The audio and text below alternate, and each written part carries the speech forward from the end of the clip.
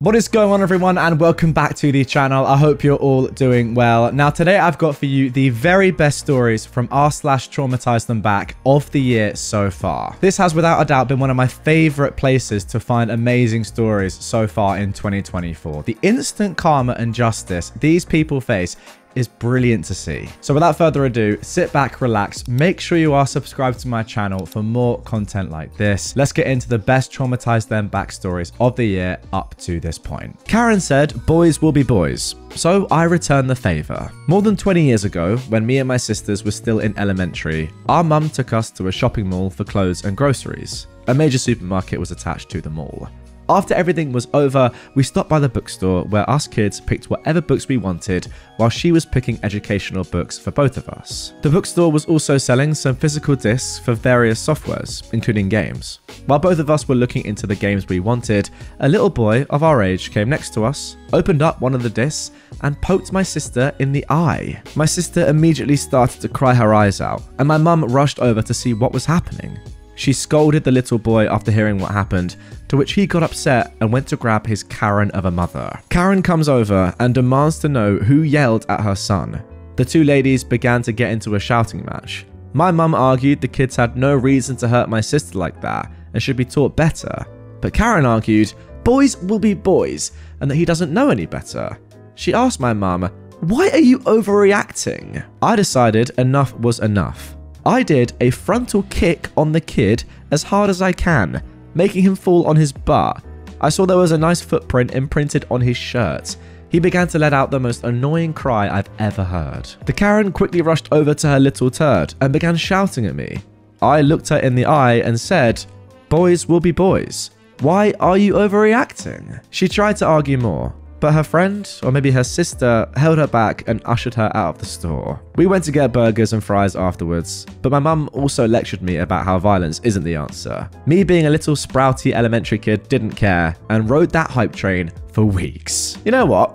I actually disagree with your mum. Sometimes I feel like violence has to be the answer, otherwise people don't learn lessons, right? And take that with a lot of context, and the vast majority of the time, it's not the right thing to do. But I feel like once in a blue moon, sometimes that has to be done. Otherwise, no one's ever going to learn. Like, there are very, very few cases, very, very few, where violence should be the first response. Very, very few. But in a situation like this, where this woman is so oblivious to how heinous her children are being, spouting terrible excuses like boys will be boys. And yeah, I can imagine that this thing will continue to happen again and again because her kids aren't being parented correctly. They're not learning what's right and wrong. Perhaps this flying kick, which, let's be honest, probably didn't hurt that much, will actually sort her kids out and will stop them from doing stuff like this in the future. Like, it's educational. If a flying kick could ever be educational, this is it. I didn't look pretty enough 4 hours after my mum died. This happened a really long time ago now, but I've never seen anyone run away from a situation quite so quickly, and sometimes I do wonder what the guy thought, or if he learned his lesson. So my mum had been terminal and was in hospice care in our home. We knew time was limited. However, when I'm upset, the first thing to go to hell is my sleep schedule. I slept 2 hours that night, and I hadn't been getting much more sleep than that for the few weeks preceding this. But she ended up passing slightly before 4 the morning that this took place. So, after she passed, I decided I needed caffeine to get through the day. So when the nearest gas station opened up at 8 AM, I headed over there for some energy drinks. I likely did look a bit of a mess. It is easy to tell when I'm tired, and I was wearing college merch that was much bigger than my usual size. I get out of my car and I start shuffling through my clothes. I couldn't remember which gigantic pocket I'd put my wallet in. While I did that, this man pulls up to a pump in a very shiny car. I don't remember what he looked like, beyond that he looked a bit like a very put together game show host. This man turns to me. He was 20 feet away, so this was all said loudly, and says, "It's a shame someone so pretty can't improve everyone's day with a smile." I burst out crying, ugly crying, with the sobbing mouth thing and shaking. I just went from standing there hoping I hadn't left my wallet at home to bawling in a mostly empty parking lot. I did manage to yell something like, "I'm sorry I'm not freaking pretty enough for you when my mum died 4 hours ago." The dude turned on his heels and left. Didn't pump gas, didn't go inside for coffee, didn't apologize. Just got in his car and left. I was saved from standing in the parking lot sobbing by a woman who I think was jogging and heard what the man and I said to each other and the employee of the gas station, who were both very kind. Ah, man, there we go. I mean, look, that is obviously the deepest story that we've had so far. Goodness me, I just gotta say off the bat, OP, I'm so sorry to hear about your situation and your parents passing, but also just to be in this spot and have someone do this to you. Yeah, absolutely insane. Like, to be fair to the guy, maybe he had good intentions, but you really shouldn't be doing this sort of thing. You shouldn't be putting your nose in someone else's business, especially when they have the expression that I'm sure you had, which was just, you know, being absolutely distraught. It's past the point of not smiling. Surely you look just very, very upset. I mean, from an outlooker looking in, surely you knew that something had gone wrong there. You weren't just being sad or like not smiling. I don't know. I get the feeling he came in with like a positive attitude, but ultimately, yeah, terrible thing to do. Don't assume things about other people. And I hope that this guy learned his lesson. Although I say that, a good man would have just apologized and said, I'm so sorry. I really had good intentions. I just want people to be positive. It's my bad. I'm so sorry for your loss and that I did that. That's my fault. But actually, no, he ran away, didn't he? He ran away like a little coward. So I take it all back. He's just a disgraceful man. There we go. I will say, though, that the people that helped you in that situation, that has restored my faith in humanity. But once again, OP, I'm so sorry. Let's move on. I was getting tampons, officer. So I got pulled over one night coming back from Walmart. I definitely deserved the ticket for speeding, but the cop was asking for too much information. It was late, I was cramping, I just wanted to be home so I could stop bleeding in my pants and eat my cookies. Of course, the typical question. Do you know how fast you were going? Yes, sir, 65. Where are you coming from? Okay, fair question, I guess. It is 12 AM. Walmart, officer. What were you getting at Walmart? Okay, why do you need to know that? I just want to get home, my guy. But since you asked, I was getting tampons. Do you want to see them? His eyes got wide and he walked away without saying a word. He came back to give me my ticket and he couldn't make eye contact. Most expensive box of tampons I've ever bought. However, the look on that guy's face was priceless. Now, I agree with you, OP. There's questions that as a police officer, you are obviously allowed to ask and expected to ask. The one about, do you know how fast you're going? That's a standard question, and I think that is a reasonable one. But asking what you were buying at a shop surely is just not relevant information, like at all. Why would an officer ever need to know that? To be honest, I think he should have just not given you the ticket there, just through embarrassment, just held his hands up and said, wow, I've been completely done there. I'm not going to ticket you. There you go. Enjoy your day. But no, he still gave you a ticket. What a little rat. Yeah, I get it's the law, but come on, you effed up there. You deserve some form of karma, surely. My kid can die if I don't. I was waiting to check in at the dentist today, and some old lady started humping and such. We're in Florida, and I'm wearing a mask. Unusual, I guess, but most people just mind their own business and leave me alone. There's a few, however, who are pains about it. She looked at me and asked why I was wearing that thing on my face. Everyone knows that the virus is gone. Why am I out and about if I'm that scared? Now, I have breast cancer and I'm not feeling great today. Mine's not terrible considering. My son, though, also has cancer and his is bad. Grade 4 brain cancer. Oh my goodness me, OP, I'm so sorry to hear that. I just looked at her and said, my oncologist says cancer patients need to be careful about dental care. Plus, my kid can die if I don't. She turned sheet white and left me alone the rest of the time we were in the waiting room together.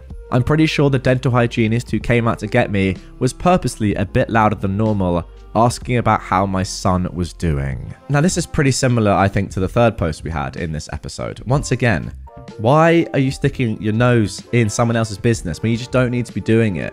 And also, what is wrong with wearing a mask? If I see someone wearing a mask out and about these days, I say fair play to them, thank you.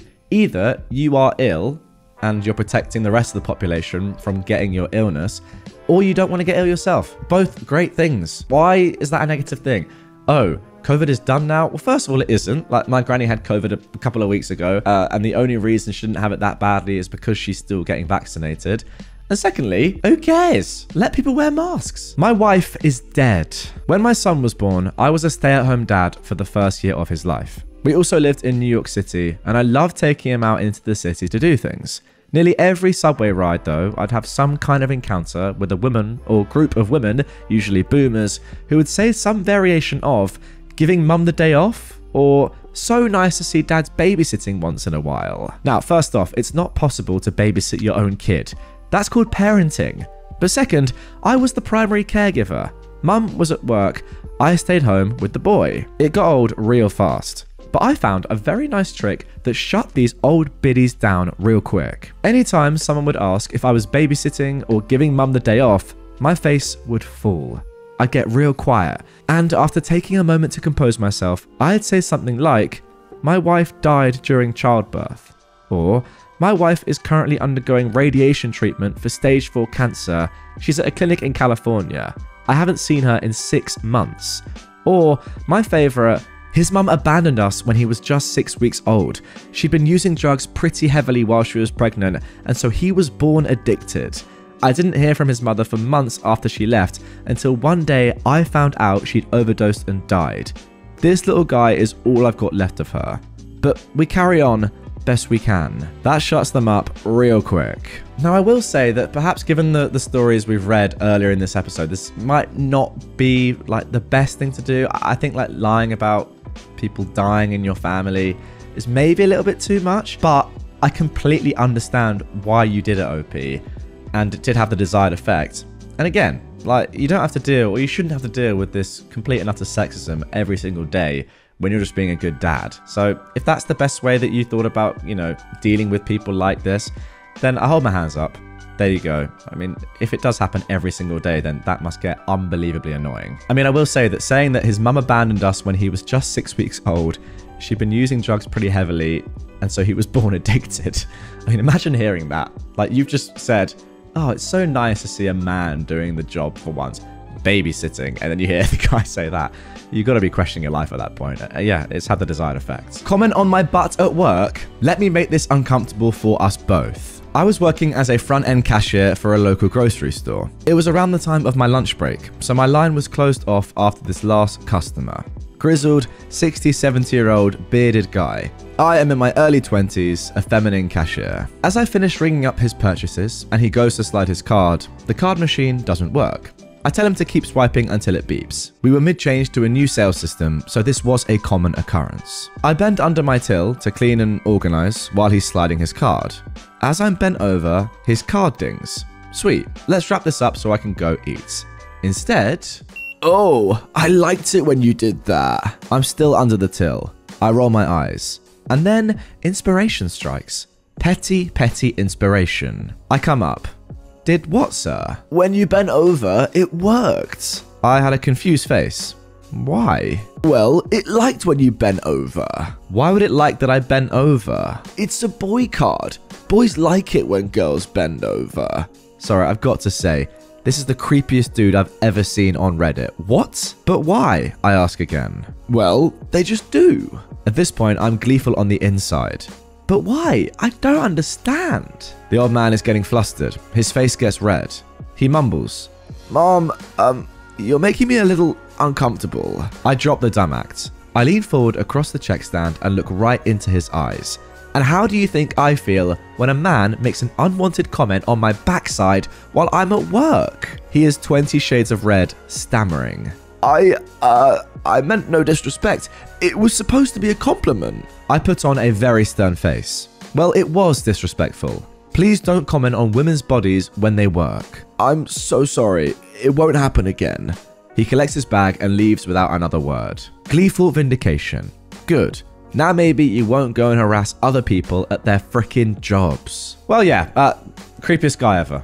Literally the creepiest guy ever. Well done, OP, for not just being quiet. I mean, it must be pretty, like, horribly uncomfortable in situations like this. And you just want to stay quiet and just say, "Okay, fine, I'll ring you up, go, leave the store."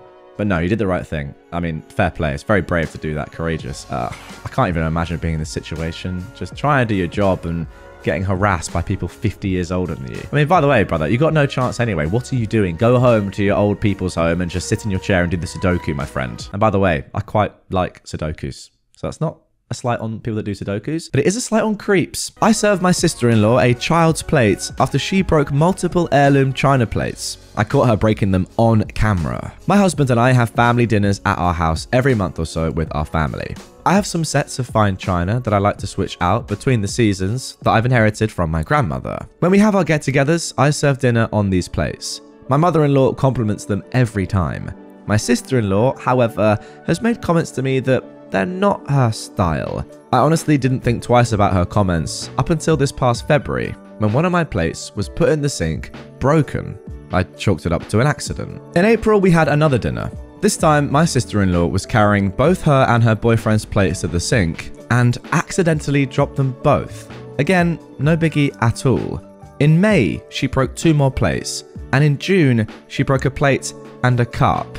At this point, I was catching on. I brought up these concerns to my husband, and he brushed them off as accidents. I told my mum, and she said that she thought that my sister-in-law was doing it on purpose, and she got me a camera to put in the dining room. In July, we had dinner, and I had an opportunity arise. My mother-in-law, sister-in-law, and her boyfriend joined us for dinner. While our plates were still on the table, my mother-in-law asked how my plants were doing, and I said I'd show her. I told my husband to follow us outside so he could show her the plant that he's growing, leaving my sister-in-law alone with her boyfriend.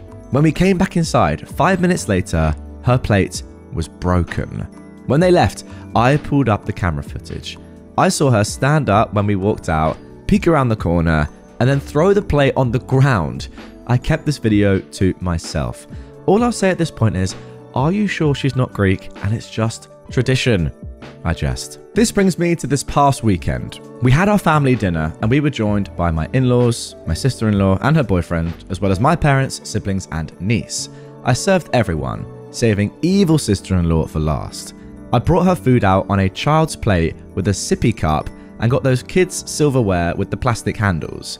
She looked at me confused and said, "I think you mixed my plates up with your niece's plates." And I said, "No. My niece is responsible enough to eat on a grown-up's plate. If you're going to act like a child in my home, I'm going to treat you like a child in my home." She tried to play coy, but I had my iPad ready and I played the video to everyone at the table. She started sobbing. She swiped the kid's plate off the table and stormed out. My in-laws both apologized and offered to pay for replacement plates, but I told them not to worry about it. Despite this, we still had a nice time. When everyone left, my husband told me I was out of line and cruel, but I told him that this has been happening for months and I've told him it was bothering me multiple times. It's Wednesday, he's still being a little cold to me, and I also got a text from my sister-in-law's boyfriend asking me if I'd apologize to her because I really embarrassed her. I sent him the video again and he left me on red. My husband just called me to ask if I was taunting her boyfriend because his sister called him crying that I was. Now somebody has asked in the comments down below, inquiring minds need to know, why would she break your plates? Because she doesn't like to eat off something that's not her style? Yeah, I agree, that is one of the weirdest things I've ever heard. How can you have a style of plate that you like or dislike at someone else's house? Opie replied, I would like to know too. I'll probably never get a straight answer though. My husband apologized and now we're bouncing back and forth off of the whys and we're kind of circling around to the boyfriend. My in-laws say that's when they've noticed a behavior change. She's gotten into trouble since dating him. They act like teenagers. My husband is saying exactly what I was thinking was happening. He's trying not to blame or pin anything on her because she has been behaving differently over the past few months. She got caught shoplifting and her boyfriend also got caught stealing and went to jail. No diagnosis that I've ever known of, but the family is now saying there could be a deeper issue or possibly a substance issue. Someone else also commented, I'm glad that your husband apologized. What made him come around, if I may ask? OP said, my mother-in-law, at least I'm assuming. She texted me that they were on the phone when he was on his way home. That's my bet. I really want to talk to him about all of this, but I don't want to overwhelm him, especially because he's been a little distant. I think the whole thing is overwhelming for him. He told me his sister called him 4 times. I'm keeping it low-key for now, but I'm going to try and get some answers about the plate breaking. All right, then there we go. Quite a long story. The good thing about r/TraumatizeThemBack is that you do get some short, fun posts. I don't know if fun's the best word there, but you know, snappy little ones that you don't have to concentrate on too much. And then you get some longer, more in-depth ones like this. I just want to know what is wrong with the plates. I really do. How can the style of a plate have that much of an effect on someone's life to the extent that they want to break them? I mean, absolutely insane. Shout out your mother-in-law, by the way. Like, what a goat. Saying, you know what, I know what's going on here. Here's a secret camera. Set it up.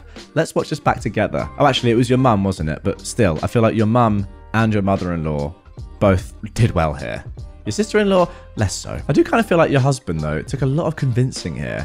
When she'd broken 6 or 7 pieces of heirloom china, yet, apparently, according to him, you're in the wrong for embarrassing her. Where's the logic there, my friend? I mean, yes, it's good that he's come around, but it should not have taken him that long. Mother tries to spank teenager and regrets it. I'm well into being an adult today, and this is a story of how I stopped my mother from ever spanking me again. My mother has always been fond of physical punishment.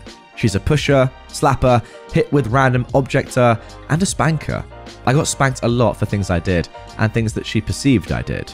She spanked me well into being a teenager as well. I was 16 or 17 at the time, and my wet towel from showering was on my bed. My mother always lost her mind over not hanging a towel properly, and frankly, this was a mistake I made often. She came in while I was dressing, saw the towel, and she immediately grabbed and spun me to start spanking. I'll never know what devil took over, but it was a devil that had been needed much sooner in my life. Instead of crying out in pain, I said, and I can't quite believe I'm about to do this, guys, but I will, and I'm going to give it my all here. Oh!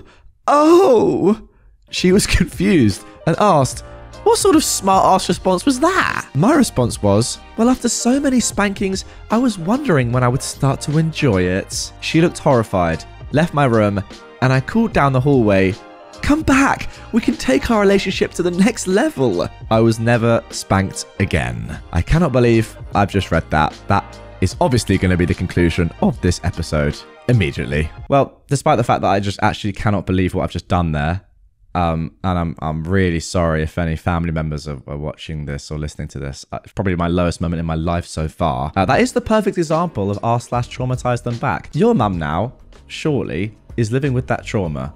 In the back of her mind, yes, she might have thought you were joking, long term, but she's always going to have those lingering doubts. Did my son enjoy, sexually, me spanking him? Makes you think. Really, really does. Stalk my daughters, I'll stalk you back. This was a few years ago. I think 2018, 19, pre-COVID at any rate. So I'm a bit fuzzy on ages, but I think my sister and I am a woman by the way, were 30 or 31 and 21 or 22 respectively. But basically, we were followed by a strange man. We were on holiday at the time, and we'd left our mum in a pub to go and grab a couple of cute things from a shop and to go play with a local stray cat who lived at one of the squares. She's since been adopted by a family. It's a place we've been going to since we were both babies, so we know our way around blindfolded, and we generally feel safe in the area that we were in. Now, on our walk back to the pub, we realised we were being followed by somebody we didn't know. He wasn't being subtle about it. So we walked a different way to try and throw him off before going back to our mum. As you may imagine, this was extremely alarming to us, particularly because we were in a foreign country. Our friend who owned the pub offered to call the police on the guy, since he was still obviously loitering around the corner. My mum, though, had a different approach. She was a formidable woman who didn't take any nonsense and was fiercely protective of her daughters. If someone like a Karen tried to start an argument with her, as once happened on a flight, they would quickly regret it because she always won. She once quit her job after one too many insults from her boss, knowing her boss couldn't function without her and would come begging her to come back, and she was right. So my mum decided to stalk this strange man back. My sister and I decided to follow along because it sounded intriguing. We watched as he tried to hide behind trees. It did not work, and eventually got so uncomfortable with my mum's relentless pursuit that he fled across the main road, and she pursued him even then until he was finally gone from our sights. That is amazing. I mean, this is just brilliant. It's absolutely comical in my mind. I just want to see this happen. This has to be turned into some sort of skit or something, or some sort of episode on a comedy show. I mean, it's just so good. What a great way to just completely unnerve someone and hopefully make this man realize that what he's doing is so creepy. I mean, it is also illegal, but just mainly just so weird. Like, what is going on? Your mum, by the way? Absolutely legendary. I hope she haunts this man for a very long time. And to be honest, I mean, might as well keep up the stalking. It's so funny. Deceased father's girlfriend is going down. So this will be a developing story over the next few months. Just getting started. My father passed away 3 weeks ago. He was a hard worker, into real estate and a man of means. He has 7 properties, 5 cars, and liquid cash. His girlfriend that chased him down 9 years ago was his carer until death. In the last 2 to 3 years, she began to isolate my father from his 4 kids. She'd attempt to keep us out of the home and stand at the door and say he was sick. We would push our way in, and he never rejected us. I think we all know what she's trying to do here. November 4th last year, I went out of the blue to his house, and he was lying there, dying. I took a video. He was septic and wouldn't have made it through the night if I hadn't found him. I sent him to the hospital. He went back again a week later and was placed on hospice. This female dog, I've since found out, deleted my number from his phone. She then got him a new phone about 2 weeks before he died to confuse him so he wouldn't know how to use it. He asked my siblings and son for my number 3 times to call me before death, and he never called. Oh my gosh. I suspect that she kept him from calling. I must fill in this blank. She drove a wedge between us and talked to me like a dog from November to December when I went no contact. I sent a letter expressing my hurt and that I loved him. She presented an electronic will, leaving her everything. Now, e-wills are not valid in my state. She sent a text from his phone to hers back in January stating that he was leaving her 2 homes. It was in broken English, so I know it was her. Dad doesn't even text, he didn't know how. So, she is losing everything. Her car, the house they shared, everything. I'm even thinking of suing her for mental and emotional abuse of my dad. The car he bought for her is in his name. That's gone. Oh, and she also ranted over his casket at his children and grandchildren, all on video. I'm going to ruin her. Wow. Also, a quick update. We're getting temporary orders of administration over the estate and filing eviction tomorrow. And we confiscate vehicles this Sunday with sheriff escort. Winning. Well, that is amazing to hear. Wow. I mean, the ending for that is great. That is great to see that she's, you know, losing everything. It's just a terrible, terrible case, isn't it? It's a terrible story. Ultimately, though, I do feel like, is there not some form of like attempted murder charge here that you could be going for? I know you probably don't want to do this and it's horribly morbid and it's so sad and just very, very, you know, distressing for you and the family. But if you found your dad pretty much dying in front of you, well, you said dying, like he was septic, and it's because of her lack of looking after him, that's the reason why he's in that position, it has to be, then is there not a charge or a potential case for attempted murder there? I don't know. What you've got so far, the temporary orders of administration over the estate, the fact that she's going to be in a much worse place after your dad's death than she was before, despite the fact that, yeah, she clearly was just going for all his money and property in the first place. I think there's more you could do here. I don't know, it's up to you, but I do feel like there's more that could be done. Let me know in the comments down below. Is attempted murder not on the cards here? I'm not sure, let me know. Annoying middle school attendance lady. Years ago, I called the middle school attendance office to have my 2 boys sent to the office so I could take them out of school for a family emergency. The attendance lady was not happy about this and went on a rant about how I should have sent a note with them a day or 2 in advance and then she would have had them in the office. Now she has to send a student to each of their rooms to get them, and this could take 30 minutes. It's a very old building with no intercoms to each room. Sir, do you understand what an inconvenience it is for me to stop my students from doing an assigned task and have them go and get your children? I was trying to interject, but she wasn't having it. She continued on and on about how all of the protocols are in the student handbook if I would have just taken the time to read it at the beginning of the year. She then finally stopped long enough for me to speak. Mom, you're absolutely right. I'm sorry I didn't send a note with the boys. Now, unfortunately, their grandfather didn't give me advance notice that he was going to have a heart attack this morning. The surgeon performing his open heart surgery didn't give us any advance notice either. We have to leave town immediately. The stuttering and awkwardness was amazing. Honestly, it was hysterical and a great stress reducer while he was in surgery. My dad loves that story. Oh, so he survived. That is even better. Yeah, the word that springs to mind here is just job's worth. As I said, I'm very happy that your granddad wasn't actually dead. I thought he was, and then I thought it was going to be an extremely sarcastic response from your dad. Something along the lines of, well, Unfortunately, we didn't get advance notice that my dad was about to die, but at least he's still alive, and hopefully he could even laugh at this story. Absolutely insane. I mean, is it that hard to go and get students out of a classroom?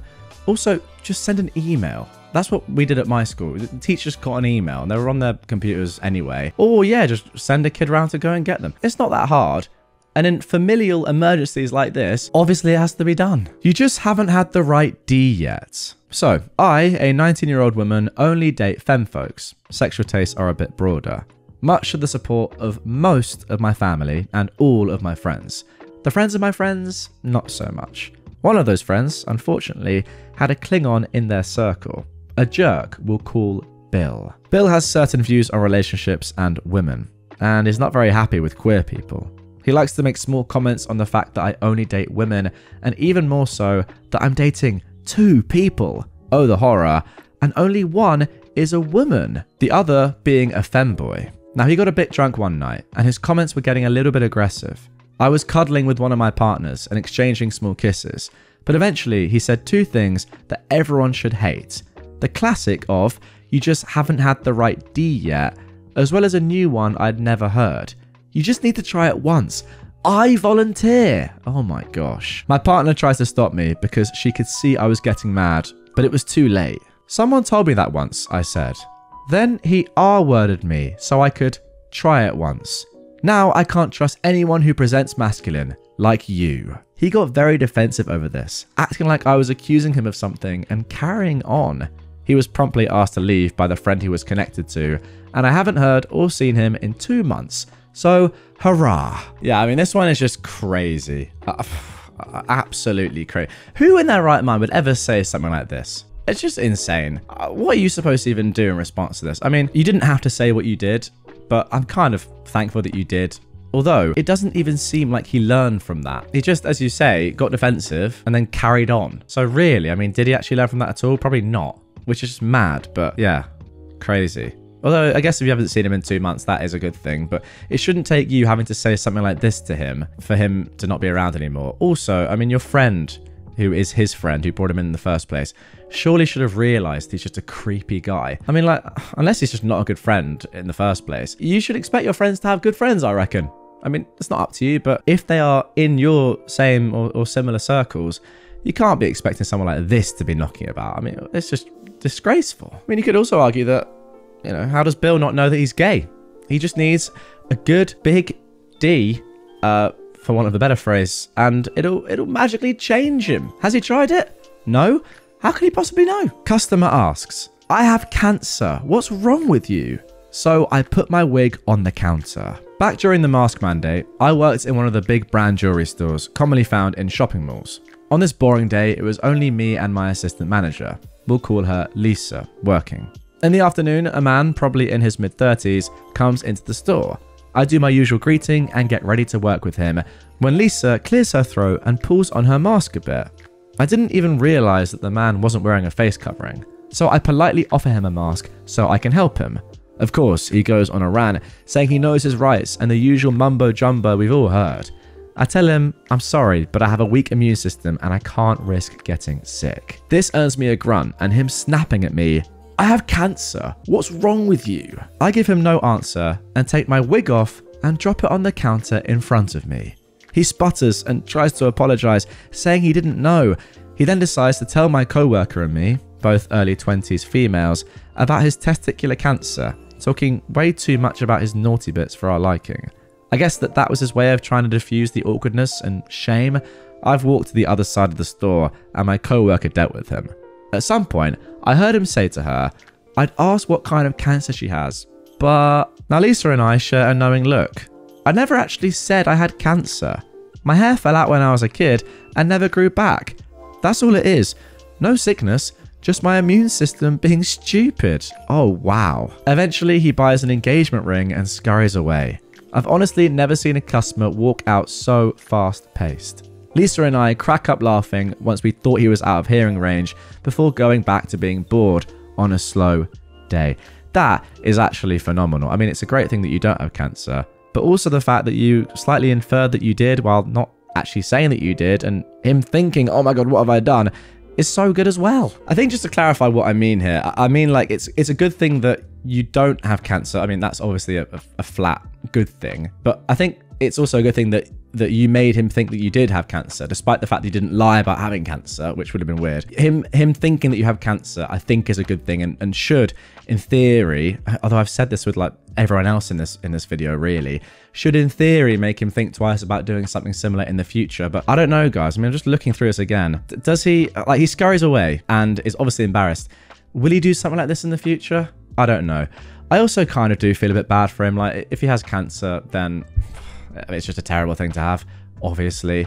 So let's cut him a little bit of slack. He's probably going through a lot right now, but it doesn't excuse, you know, being really rude. And it also doesn't excuse not wearing a mask. I mean, surely you can still wear a mask when you have cancer. If anything, wouldn't you still want to have a mask on? I mean, more than ever, so you don't get, you know, you're not at risk of getting an infection which would make your immune system even weaker, right? Your friendly neighborhood cripple is back. This just happened today and I'm still giddy with glee. Hello, I'm your friendly neighborhood cripple. For those of you just joining us, I, a 50-year-old woman, am paralyzed from the bra band down due to a catastrophic illness.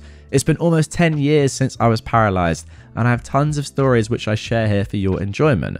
To mitigate my disability and help me get around in the world, I have a power wheelchair and a service dog. I'm not exaggerating at all when I say the trash that comes my way could fill a 3-month supply of my colostomy bags and then some. For our newcomers, I am the way I am as I grew up in a suburb of NYC, was bullied constantly my entire school life, and grew up with an older brother.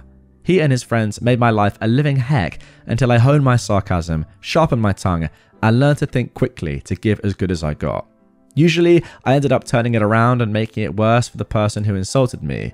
In addition to all of this, my husband and I recently moved from our lovely New York adjacent suburb to North Carolina. It's a lower cost of living, I still get excellent medical care, we've got a house that's fully accessible in a lovely neighborhood, etc. People here say things to you in a sickly sweet or very kind voice, but what sounds like a compliment is often an insult. Now that you're all caught up, on to the story. Today we went to Costco. My hair is a gorgeous dark purple, and as my service dog Cap and I are wheeling around, I see a shirt I like. I go to look at said shirt. It was one of those super soft casual cuts in an amazing shade of green. A younger woman, maybe mid-30s, looks at me and nods politely. I smile and nod back and begin checking out the shirt that caught my eye.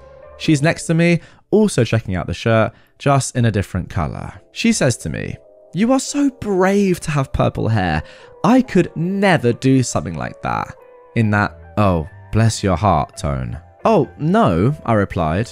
"What's brave is a woman your age wearing that." A vague gesture to her clothes. What's wrong with it? Well, those jeans are definitely a choice. Plus, open-toed shoes when your feet look like that? I wish I had half your confidence. You'll have a great day. At that point, I decided against the shirt, since the shade of green made me look like a shade of corpse that was just not flattering. Not that any shade of corpse is flattering, but this was the least flattering shade of corpse I'd ever seen. Cap and I zoomed off to find my lost husband, leaving her to stare at her perfectly nice jeans and perfectly normal feet in perfectly normal open-toed shoes. I wonder what the frick was wrong with them. And probably wonder why a woman in her mid-30s shouldn't be wearing perfectly nice jeans with a perfectly nice sweater and perfectly normal open-toed shoes. I'll be living rent-free in her head for a long, long time. Until next time, because there's always a next time, your friendly neighborhood cripple. Now, just some more info to add. Several people have raised the question if she was actually complimenting me. Sadly, friends, she wasn't. Her tone of voice was the one reserved for very stupid dogs, very stupid husbands, or very ugly babies. That saccharine, false sweet tone that indicates disdain behind what would otherwise be complimentary words. Like calling your dog brilliant because they startled themselves awake by farting and give their butter look like it betrayed them. Now, I am guilty of that last one. Peggy does it regularly. And everyone, it's hilarious. Yeah, that is fair enough. I was kind of thinking, are you sure she's not actually complimenting you? But I guess when you're in real life, when you hear the tone, you would know if someone's being sarcastic. Alright guys, let me know in the comments down below, because this is the first time I've ever come across this user. And I've got to say, from the style of writing and just the general tone, I love this person and I want to read more stories from them about similar sort of things that have happened. I can't quite believe I've not seen a story from OP before, but I don't think I have. Comment down below, do you want to see more from this user? Because I reckon, I've not had a look, but I reckon they've got loads and loads of posts that are probably equally as funny as this one. I mean, on this one, just well done. Well done. It's an unnecessary comment from anyone to ever comment on someone else's appearance or style when they're just strangers. So yeah, you just shut her up instantly. It sounded like you just clapped back right away. And you're so right. It makes it better that she's wearing normal stuff that probably looks pretty nice. Because now she's going to be second guessing probably her entire wardrobe and thinking, oh my God, what did she see? What can I not see? Why did she say this about my jeans when they're actually completely normal? It's so good. As you said, great phrase, rent-free. Grab my booty, have fun blowing your nose. This one happened just an hour ago. I'm still shaking a bit, but dang am I proud of myself. I was at the Wall of Marts, my first mistake, and I was bent over looking at craft stuff. This random man, late 30s, early 40s, decided it would be a great idea to grab a fistful of my butts. Of course, the dude does not know I'm a martial artist, so I was very surprised when I rabbit punched him square in the nose. He grabs his face and starts cussing me out. I cock my fist back and shout, and I'll do it again. He scurried off, still cussing up a storm. No, I didn't contact the police. Not my first rodeo, so I know they wouldn't do anything. I did tell a manager I'm familiar with what happened, so they could keep an eye out. Why am I so proud of myself? I didn't cry. I even finished my errands before coming home. I was not going to let a random jerk ruin my day. And there we go. If you weren't sure what r/TraumatizeThemBack was all about, well, now you know. This is brilliant. He assaulted you first. You get to do whatever you want to him afterwards, in my opinion. Yeah, I know, like, legally you assaulted him back, but is that not self-defense of some sort? I mean, he can't get away with this, and now he's not going to do it again because of you. So you've done amazingly for yourself and for other women that this would probably have happened to in the future. Amazing. How a PE teacher put my sister in the hospital. So this is about my older sister, who I'll be calling Jane for this post. Now, Jane has asthma. She's had it ever since she was a baby and gets it pretty badly. We've had to spend more than one Christmas in the hospital because she had pneumonia, and the school was very well aware that she has asthma. She always had an inhaler on her, and the front office had a nebulizer for emergencies. And there were multiple doctor notes on file limiting what she could do. She couldn't play a wind instrument in band class. She was allowed to not sing in choir if she was having trouble, and if teachers ever took students outside while the weather was bad, she was allowed to opt out. She was in middle school when this happened, and all of the teachers got the memo except for the PE teacher. Not only did this female dog not believe that Jane had asthma, but she also didn't believe that asthma was real. She thought it was just something that kids come up with so they don't have to exercise. What? Alright, I've got to interject here, guys. Now, I would typically say that I cannot believe this, right? This seems unbelievable that a PE teacher, a qualified PE teacher, thinks that asthma isn't real. But maybe there genuinely are PE teachers out there that just like love fitness and exercise so much to the extent that they think that any kid that says they have asthma is actually just making it up. So I guess I'm not saying that this woman necessarily thinks that asthma doesn't exist or hasn't been trained to know what asthma is, but maybe she just thinks it's an excuse that kids always use. Okay, let's get back to the story. This caused a few problems, and Jade had been sent to the principal's office more than once for trying to opt out of gym class. She wouldn't get in trouble, but being reprimanded in front of the entire class and getting sent to the office is mortifying for a middle schooler, and she was sick of it. Our story takes place in the middle of winter, just before winter break. We live in a cold climate, and our winters get wet and cold, neither of which are great for asthmatic lungs. On this day, the teacher had them running the mile, but instead of having them run laps in the gym, she insisted they go outside, and kids would get in trouble for taking their coats because they had to be in uniform. Jane tells the teacher she can't run outside in this weather, and the teacher tells her that if she refuses to run, then she'll be sent to the office. Now, if you remember, middle schoolers' sense of self-preservation is non-existent, and Jane has balls so big that they impair her walking, so she decided enough was enough. This school had a track that was 1/4 mile long, but for whatever reason, the teachers never had kids run the mile on it. Instead, they had the kids run around the block that the school was on twice, while the teacher stood at the starting point with a stopwatch. What Jane knew, and the teacher didn't, was that at the same time Jane had gym class, our mum would go to kindergarten to pick up our younger sister. She'd seen Jane running the mile on nice days earlier in the year, and gave her a little honk and a wave. So imagine, if you will, my mother, a CNA, going to pick up her baby, only to spot her eldest daughter running around outside with no coat on in the middle of winter, struggling not to slip on ice in certain spots. Mum was annoyed. She pulled up next to Jane to ask what the heck she was doing, and Jane told her through chattering teeth that the teacher was forcing her to run the mile outside with the other girls. Mum told Jane to get into the car and drove around to the front entrance to rush her into the office, demanding they call an ambulance and get her a nebulizer for a breathing treatment and something to warm her up and get her circulation back, as she was literally turning blue. Jane was hospitalized. The school had to pay for the ambulance ride, pay for the nebulizer medication, and pay for the hospital stay. Mum chewed out the principal and the teacher, then the doctor did the same. The teacher was suspended and put under review, but for whatever reason, she didn't get fired. However, she did learn not to ignore doctor's notes in kids' files, and there was another incident like that in the 12 years it took for all of our siblings to finish middle school. And Jane continues to have the largest balls I've ever seen. Why is it always PE teachers, guys? That's my question. You just hear about them a lot. Everyone's had one bad PE teacher who just forces kids to do things that they don't want to do, just for no real reason. And I feel like I've seen at least 2 or 3 stories like this, or similar to this, over the years. Now, yes, not necessarily have they had this level of revenge, which was excellent to see. But, you know, on like Entitled Parents or Entitled People, you hear about teachers like this, PE teachers to be precise. It's pretty crazy that she wasn't fired, by the way. Like you've said at the end there that she did learn not to ignore doctor's notes in kids' files. Is that not the #1 thing to like do as any teacher, is read those files and know exactly what is in them? Surely. Like, yes, the point is to educate, but first and foremost, it's to keep the child alive, isn't it? Like, when they're in your company, you are their carer. That's insane. But yeah, shout out Jane for saying, you know what, I'm done with this. I'm just not doing this again.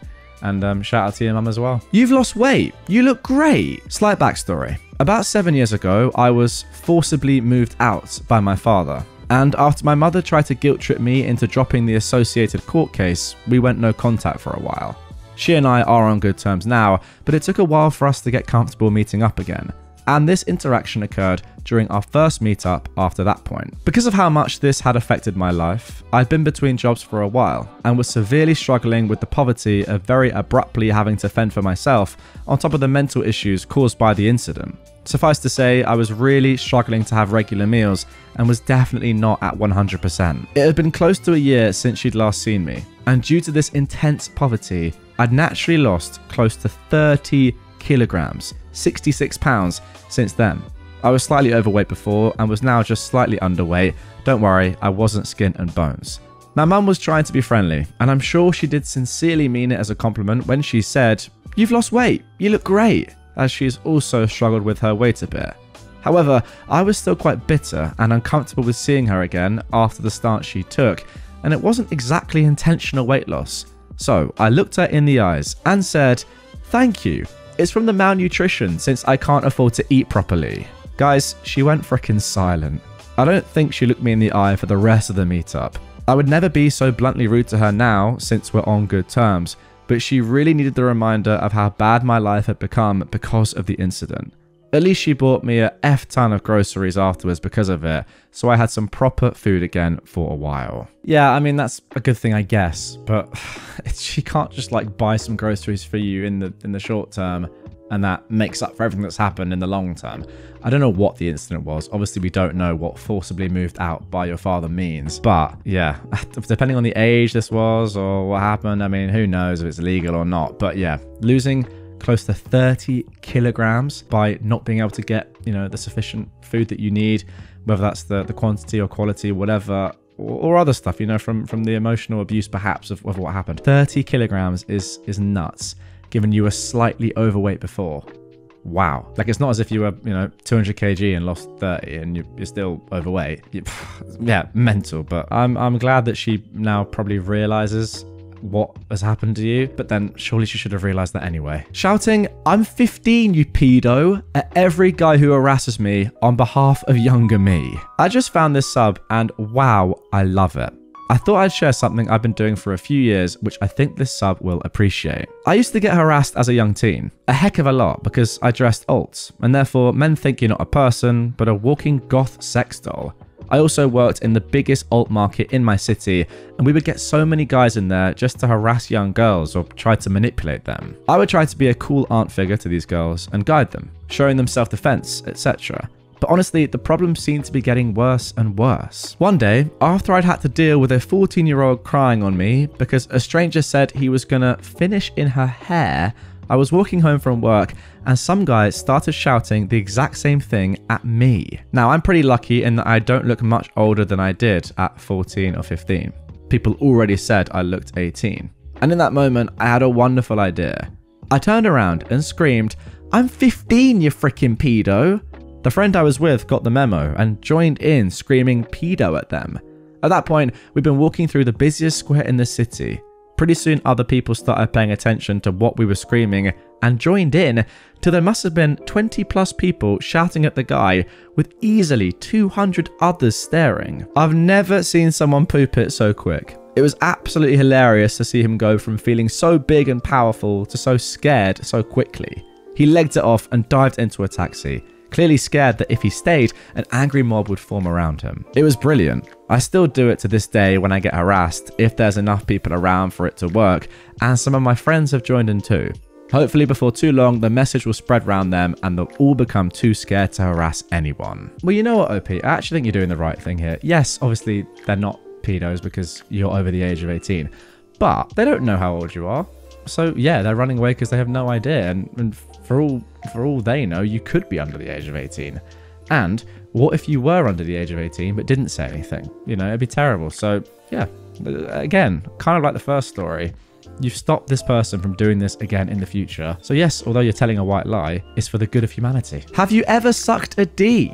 There was a guy in my small animal care class back in high school who would always ask questions about my asexuality in a condescending tone. You know the ones. How do you know you're asexual if you've never had sex? Are you sure you just haven't met the one yet? How can you be dating, insert my partner's name here, without sex? So you're just fine with being a virgin forever? Almost every day while I sat with our class chickens, I was interviewed on what I do with my parts. His favourite of the questions was, how can you be so sure you're asexual if you haven't had sex? I tried to explain to him multiple times that I didn't need to have sex to know that I was asexual, that it's a thing you feel, or in our case, don't feel, like how someone would know how they felt about being with men versus women, or anyone in between. I used all the analogies I could think of, and he just wouldn't stop. One day, I had enough. Without thinking, I yelled, "Have you ever sucked a D, Mike?" I've never seen any person so shocked, like he'd just been told something that would forever change his trajectory of life. What? Have you ever had homosexual intercourse with a male? No. Well then how can you be sure you're straight then? Huh, Mike? Stammering, he repeatedly insisted it was because he felt such a strong attraction to ladies that there was no possible way he could be gay. Every single time though, I asked him again how he was so sure.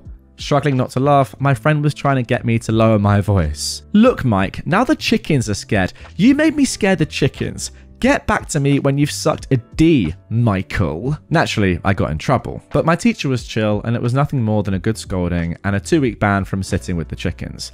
I honestly think I should have gotten in more trouble.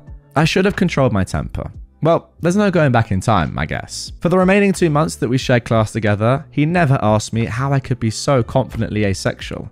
Maybe he learned something that day. Maybe he was scared of incurring my wrath once again. We may never know.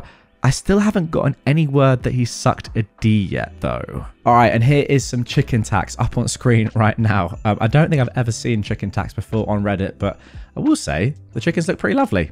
Especially like the white one. Is that racist? It wasn't meant to be, and it obviously isn't. But I think the white one looks cute. Not that the black one doesn't. Could this stay in? Yes, because it's not racist. It's just unfortunate that I've said that. There we go, guys. I hope you don't take offense to that. It's Just a joke. Well, it's not a joke. I mean it. I thought the white one looks cool. Anyway, yeah, let's just move on. Tell the entire class about my depression while I'm in the mental hospital. Hope you don't mind me emailing the entire staff about your AA meetings. I have severe clinical depression and I've been struggling with it for years. The teachers are always made aware of my hospital admissions so they can be more lenient on late work after I get back, which I've never really had a problem with. Now, there was this maths teacher I had. Let's call her Mrs. R. My dad is a recovering alcoholic and goes to AA regularly, which I'm very proud of him for. When he went to a parent-teacher conference with her for the first time, he told me in the car that he remembered her from AA and was surprised she got a job since she relapsed constantly. Now, I didn't care much about it since everyone has their problems and just decided to forget about him saying it. Now, I had to be hospitalized due to an unalive attempt. It was for about 3 weeks, and during that time, I was doing math work to keep up with her class. When I came back, I realized that everyone acted very off when they talked to me. I was fairly confused, so I asked one of my friends what happened when I was gone. Apparently, a kid had openly asked why I was gone for most of the year, without any repercussions, and Mrs. R decided it was appropriate to go on a rant about how I was depressed and mentally ill, and that she hated how I was coddled by the school board. She also stated that if I was her child, she would beat the depression out of me. I was royally annoyed at the fact that she did that and thought it was a good thing to do to a kid that at that point was in middle school and was being bullied left and right. In a rage, I sent a mass email to the staff, stating that she was seen in AA and how uncomfortable I felt with an alcoholic teaching me stuff. Following this, she was terminated because not even the administration knew about her addiction and thought that it wasn't safe for her to be around children. Now, just want to make sure, OP, that you saying following this she was terminated, does that mean she was shot and killed? I hope it does. I fear it doesn't, but yeah, I feel like that is the only reasonable outcome here, is that she was shot on sight. Because the things that she's doing here are a disgrace, and yeah, it's kind of weird that her school wouldn't know about her alcoholism and her alcoholic past, but maybe she just hid it. I mean, that's, I'm sure, what happened, which is crazy to be an alcoholic that isn't recovered and is still, well, relapsing constantly, according to your dad. But yeah, having that person around children is crazy. Yeah, you did the right thing once again. To be honest, it doesn't really matter that she is an alcoholic or goes to AA meetings or relapses, whatever. Like, the fact that she's disclosing this to her class, your classmates, and then saying all this stuff that she said, like, it is absolutely ridiculous. She hated how you were coddled by the school board, and that if you were her child, she would beat the depression out of you. That's absolutely insane. For that reason alone, she should obviously not be in education. Ignore my medical issues and I get angry. When I was in high school, my doctor accidentally let slip that I'd been formally diagnosed with ADHD 4 years beforehand. My parents hadn't wanted me to use it as a crutch, so they just hadn't told me. I was furious and I immediately pressed to start medication and get education accommodations. My parents sort of sheepishly agreed to everything I asked for, and I started doing well for the first time ever. This is all background info. Well, I've got to say off the bat, that is some of the worst parenting I've ever heard. What on earth? Anyway, we moved and I was taking a freshman science class in my sophomore year because my old school had done what was effectively the sophomore science in my freshman year. I'm the 16-year-old new kid doing standardized testing with a classroom of freshmen I don't know super well. And suddenly, I have to go to the bathroom. My education accommodations allowed for bathroom breaks whenever because the medication I was on at the time included fun side effects like bladder control issues. I raised my hand and I asked a substitute teacher who was acting as our test proctor while our normal science teacher was on vacation. And she laughed at me. She said she wasn't born yesterday and no amount of accommodations would convince her to let me leave the classroom during standardized testing because I might meet up with a friend who had answers to the tests or something. I tried to argue with her and I got increasingly more desperate as I explained in hushed whispers what my medication did and its side effects. She continued chuckling and shaking her head with this stupid, bemused smile. I started crying before, wouldn't you know it, I peed myself. Honestly, the next bits are a blur. I remember the smile slowly falling off her face, and then suddenly I was in the nurse's office wearing gym clothes and listening to my parents scream at the principal in 2 different languages. My parents agreed not to sue if that substitute was fired. She wasn't able to get a job at another school in the area, and the district apparently brought separate charges against her for ignoring accommodations. She had to pay a steep fine. Now, thankfully, some popular kids decided that anyone who made fun of me about this wouldn't be invited to the cool kid house parties, so I was only teased a little bit. I still wasn't popular in high school, but at least my parents became somewhat more supportive of me and my educational needs as a result. I hope that lady enjoys her unemployment as much as I enjoyed watching someone sign my yearbook a few years later to P-Girl. Okay, well, at least your parents eventually did something that constituted good parenting, but I hope they realized their errors in the first place of not telling you about a serious medical condition that you have that obviously is going to impact your ability to learn. Maybe this happened a long time ago when things like ADHD weren't as understood or accepted, but if it didn't and they genuinely didn't want you to use it as a crutch and just learn to live with it, I guess, despite knowing the impact it can have on you, or it does have on you day to day, then that is awful. But yeah, okay, maybe they've now changed their ways, and as we can see by the end, they do care about you. I mean, yeah, just that first paragraph was shocking to me. Now, as for the teacher, I mean, yeah, she's just a complete write-off. What a horrible woman. To actually laugh at you while you are telling her, no, I promise you, this is not me trying to cheat or get out of the test or anything like that. Look at my docs. I mean, surely she has them on her system or something. Look at them. I'm on this medication because of my condition.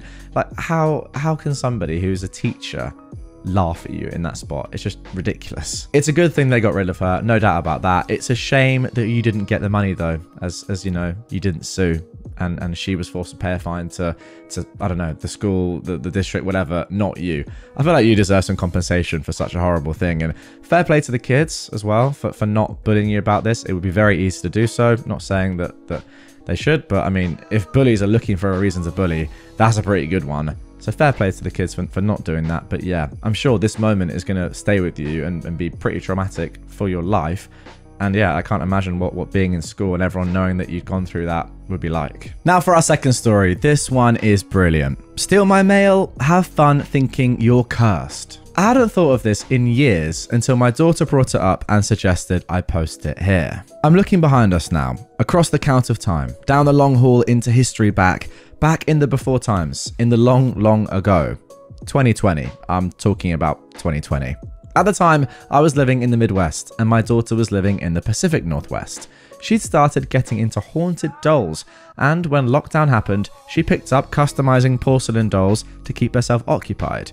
I sent her a few old dolls I'd found at thrift shops, but when I called her to see what she was going to do with them, she told me she never got the package. That's when she told me that porch piracy had become a huge problem in the town. She said that it had always been an issue, but since lockdown had started, they'd gotten beyond blatant, and it was an almost guaranteed chance that you wouldn't get your packages unless the mail person directly handed it to you.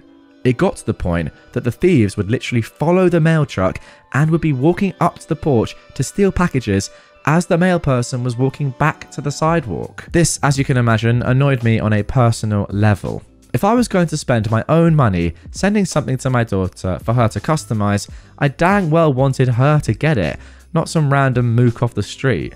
I told her I'd think about it and get back to her, as there was a doll I'd found that I thought would be perfect for a horror customization.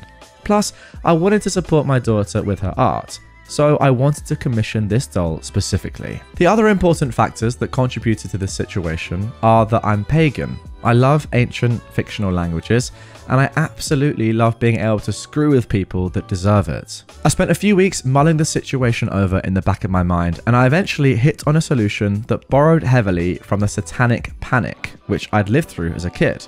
Since I wasn't sure that she would actually get the package, I decided to send a backup doll that I'd found and planned on sending with the original doll, just in case the original doll got messed up in a way that couldn't be fixed. The doll had a cracked face, was missing an eye, had a faded, stained blue silk dress, and the hair was a snarled mess. I found a shoebox that fit the doll with a little room to spare, and I got to work. Everything I wrote is approximated because I was an idiot and didn't take a picture before I mailed the box off. Stupid of me. Oh, that is a shame. I would have loved to see this. Anyway, first I aged some printer paper with coffee, crumpled it up until it was soft, then cut out 6 squarish pieces. I created 2 sigils and drew them on 2 of the pieces. One small one where the sigil took up most of the paper, and one larger one where the sigil was in the center but had plenty of room around it to write other stuff. The sigils were based on the phrase "F off thief" and "This is not yours." I also used a Gallifreyan translator app and created a symbol that translated into "May you perpetually step on Legos barefoot in the dark." Now I believe that Gallifrey is the language used in Doctor Who. The 4th and 5th pieces of paper had random symbols drawn on them, including alchemical, astrological, symbols from some 70s metal albums, Led Zeppelin in specific, and random shapes that I doodled. The last one I used a Klingon translator and wrote out "F you effing F," both phonetically and in the actual Klingon alphabet in a spiral that filled up the entire piece. I took the larger piece with the "Not Yours" sigil in the middle and wrote phrases cursing them unto the 100th generation, accused them of preferring goats as sexual partners, etc. in Norse runes, angelic script, and 2 other languages I don't remember off the top of my head. Then I burned some of the edges and some small spots throughout the papers.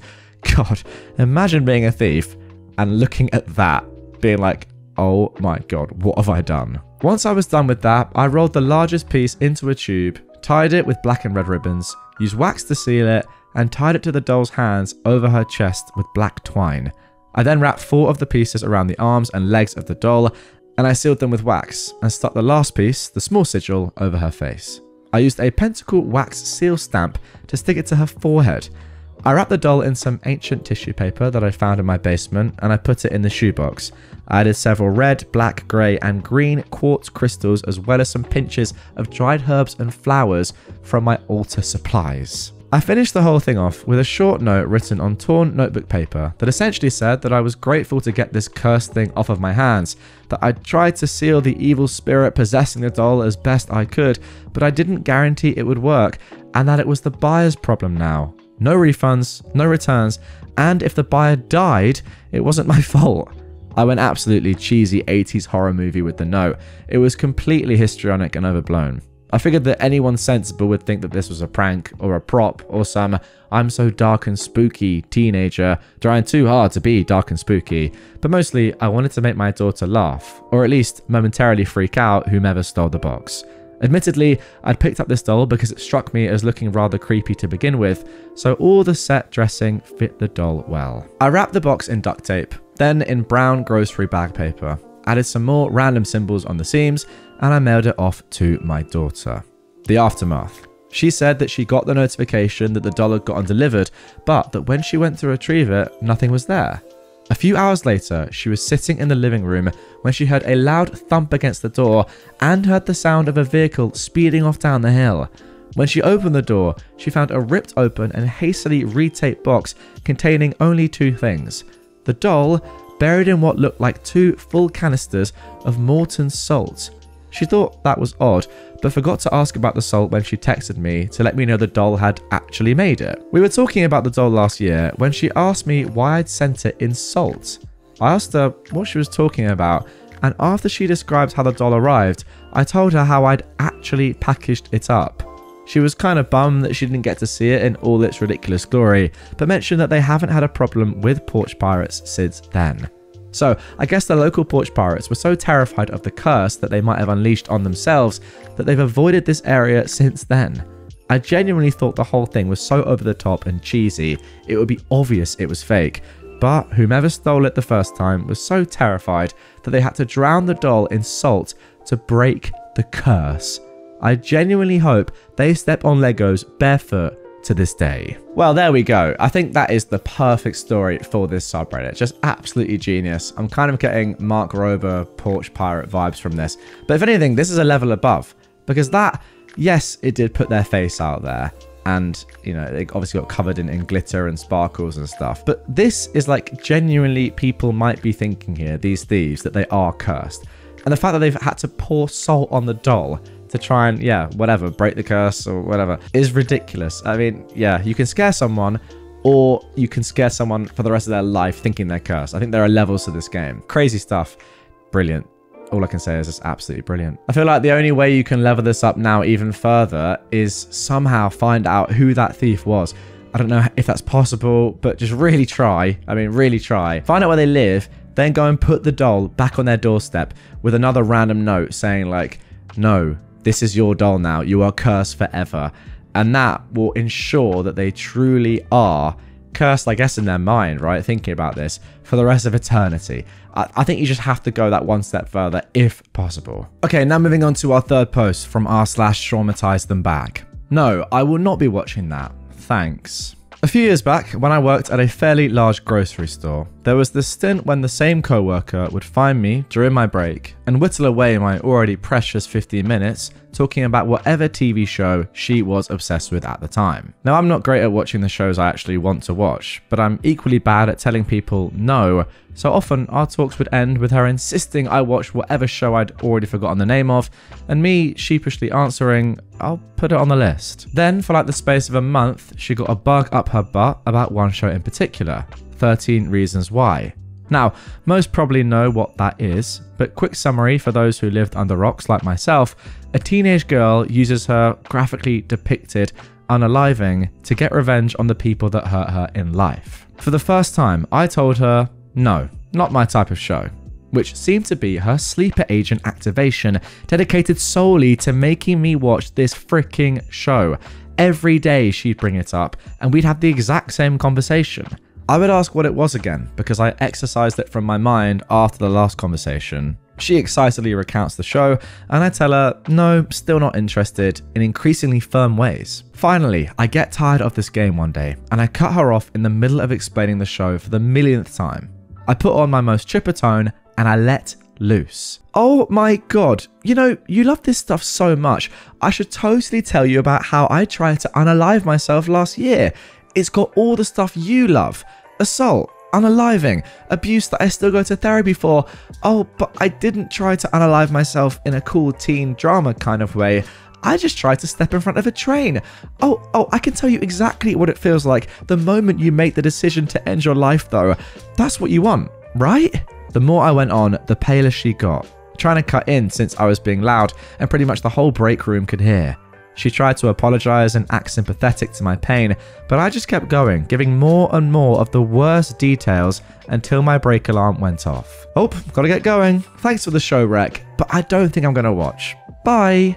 Shockingly, she stopped talking to me after that, and I finally got to enjoy my breaks. Okay, don't get me wrong. I feel like if I watch a good show and there's nothing sort of massively triggering in it, and I really want someone to watch it, whether it be a colleague or a friend or whatever, I will say, have you started watching that yet? It's really, really good. Trust me. Have you watched it yet? Now, hopefully I wouldn't get annoying with that, but I would keep saying it, you know, at least a couple of times, just to give someone a reminder if I thought they were really going to like it. Now, the difference is here with 13 Reasons Why, and I haven't watched it, I'm going to be honest, but I do know what it's about. That is a show that you probably wouldn't push onto somebody again and again and again. And I think after hearing, no, not my type of show, when you first explain it to somebody, you then probably wouldn't do it again. Now, I'm not saying that she should have known that you had this happen to you before, or you were in this sort of situation, but I feel like you probably get some sort of hint from someone saying, no, not my type of show, when it's a show about someone that has unalived themselves. Even still, like, even if it's not about them and they've had a history with this, if they just don't like that sort of stuff, then I feel like you back away after that one. But no, she just kept going and going and going. And the only way to stop her was saying what you said. By the way, what I'm saying is, like, if I recommended a movie to somebody and they said, oh yeah, I'll watch it, then I might ask them again in future, oh, have you watched it, by the way? You really should if you haven't. If they said, no, I'm not going to watch that one, not my sort of movie, I would never recommend it again. That would just be weird, especially when it's a topic like this. Want to accuse me of stealing? I'll make you look bad too. On Thursday, I found out I likely have thyroid cancer. While pretty treatable, and I'm sure I'll be fine, I've already survived cancer twice, and hearing that word again has been difficult, to say the least. After my terrible day, I decided to go to a local gas station and buy a trashy pizza and some snacks to hang out in the local park. I had to use the bathroom, waiting for the woman who was in the bathroom. Immediately after I closed the door, she started yelling at me through the door that she'd left her dollar. It took me a second to realize she was talking to me, but when I did, I yelled back to her that I didn't see it, but I'd be out in a minute. I finished up my business, and honestly, I'd planned to just give her the dollar if she couldn't find it, as I just happened to have a dollar on me. I don't usually carry cash, and she seemed somewhat frantic, like she needed it for a purchase. That was until she came out and started yelling at me that I stole her dollar, and how dare I steal a dollar from a homeless person. Honestly, thinking it was probably a scam, I didn't have the energy to deal with her, and I thought it was best to not interact. She continued to yell for a few minutes before huffing and puffing to the front. Someone helped her purchase whatever item it was she wanted, as she talked trash about me to everyone there. As she was leaving, she turned back to me. I was now waiting in line, and started yelling, "You're seriously gonna steal from a homeless woman?" Honestly, she seemed in a kind of rough place, so I probably shouldn't have, and I definitely wouldn't have usually, but I was at the end of my rope. So I snapped back, looking her dead in the eyes, and replied, "And you're going to harass a woman with cancer over something she didn't do?" Everyone got really silent after that, and she puffed out. Yeah, I might be a bit of a jerk for that one, but honestly, it felt good for a sec. No, you're not the jerk here at all, OP, in my opinion. I think you're completely within your bounds to say something like this. You know, if you're getting abused by some like rando, and they're accusing you of stuff that you haven't done, you can do it back to them when it's actually legit. It is. So yeah, respect, and well done for not letting her just get away with this and not giving her a dollar. I mean, I don't really know what her intentions were. It does seem as though it might have been a scam. Who really knows? Just a confusing situation all around, but I think you dealt with it perfectly fine. That's the thing, like, if nobody pulls her up on this, then she's never going to learn to be self-aware, right? And it takes someone like you saying something like that to hopefully make her change her ways and not do this thing anymore. I don't really know what it is. So yeah, good on you. Do it more, I say. I've been calling my sister by her full given name when she dead names my niece. My brother's kid, who is a 22-year-old woman, came out as trans on her 21st birthday about a year ago, and changed her name from Lance to Lacey. Most of our family accepted it, and the ones who didn't weren't close anyway. Except our sister, Eva, who is 45. We are a Native American family with a lot of creative names, and my sister's birth name is something close to Evangeline, but she decided to go by Eva after a white kid said her name was rezzed out, i.e. a low-class or stereotypical name from an Indian reservation. She's insisted on Eva for about 35 years, and we all obliged. Now, she's regularly been calling my trans niece by her dead name Lance since she came out as trans, so I started calling her Evangeline, which she hates. The whole family caught on and have only been referring to her as Evangeline for about a year now, and she is furious every time she comes to family events. Recently, she's been calling me by my full first name to bother me. My first name is a portmanteau hyphenation of my mum's 4 sisters' names. Something like Alexiana Dorotheke, but wackier, wow. People have always called me AD or Lexi, or my brother's called me Dodo since he was a kid. I love my full first names, but it's cumbersome to use an 8-syllable name regularly. Well, my full name caught on with family and friends. Just despite Evangeline, we have all reverted back to our full names instead of nicknames. Our dad is no longer Frank, he's Franklin. Our mum no longer Ros, she is Rosalind. Brother no longer Nate, he's Nathaniel. My sister-in-law is no longer Kate, she's Catherine, etc. This has truly driven Evangeline away, which was the plan in the first place. Lacey makes for better company, so good riddance to one trashy sister. You know what, I just despise people like this. Coming out as trans is probably one of the most courageous things you can possibly do, and it must be an extremely difficult thing for somebody to do, made even worse by people like this, who just don't accept it clearly at all, and still sadly use their dead name to probably make them question whether they even should have come out in the first place. I mean, the only thing that Lacey can do is just ignore Eva as much as she can. And I think, to be fair, OP, with your help and the rest of the families, she has been able to do this, but it's just so ignorant, right? Eva knows what she's doing here. There's no doubt about it. The fact of the matter is, she clearly has an issue that Lacey's name has changed, but then she didn't have an issue calling other family members by their nicknames. Ugh, just a disgraceful person. I hope you disown her. Right, let's step things up a bit. Our next story is some phenomenal escalating revenge. Should have just let me walk away with my share. All you had to do was let me walk away. For some background, I am a practicing internal medicine physician and formerly a 50% owner in what was once a fairly successful med spa with 4 locations. At least until what happened below. Before anyone accuses me of breaking the law, blah blah blah, don't. This has been litigated, resolved, and I won. But it is a fun story. In the beginning, my business partner and I were mere acquaintances working with a large hospitalist practice. Looking for extra income to pay off student loans, we decided to band together and open a med spa offering Botox, minor cosmetic procedures, B12 infusions, etc. And it was a huge hit. Big enough for us to go full-time and expand. This lasted around 7 years. Beginnings of problems. My partner decides that his wife isn't enough for him and begins to step out on her. Now, this is none of my business. However, it does become my business when you embezzle money to pay for your sugar baby's gifts from our business account. Fast forward a few years and I've sat on this information because business overall was too good to walk away from. However, COVID changed things and we had to close 2 of our 4 locations. My partner has never been great with money or time management, which is why for the most part I handled all of the back office stuff from ordering supplies to billing and payroll and so on. This comes into play later. Around 6 months ago, I began looking for a new position and found a new job. I didn't want to leave my partner in a hard spot, so I gave him a 90-day notice to find another partner or otherwise get his business affairs in order before I resigned. He instead used this time to siphon off more funds for his side piece and allow his unruly children to ransack my office while I was away on a family vacation and frequently not showing up to work or showing up late or super hungover, leaving me to do extra. So it was my time to go and my time to get even. Finally, the time had come to wind down my time. Per our agreement, my partner was to buy out my 50% of the practice, which we agreed would occur on the Monday of my last week.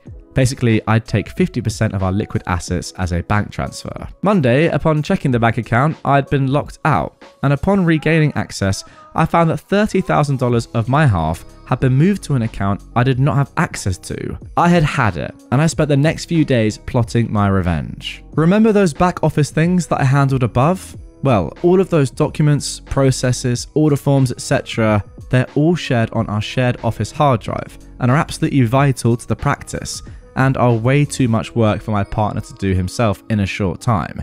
I just so happened to buy an identical model and take the original hard drive home with me. Upon plugging the hard drive in, I found a backup of his calendar, pictures and emails between him and his mistress, which I forwarded to his wife. The following day, I ran a full-page ad in the local paper announcing a special holiday deal on our services, which we'd planned. Lastly, I hired some college students to write a slew of bad reviews on Google and Yelp to tank the overall ratings. The aftermath. The week after my departure, the clinic was insanely busy and quickly ran out of supplies. Since the order forms, etc. were gone, he had to turn away new and long-standing clients. My partner sued for the documents and I countersued for the $30,000 he owed me.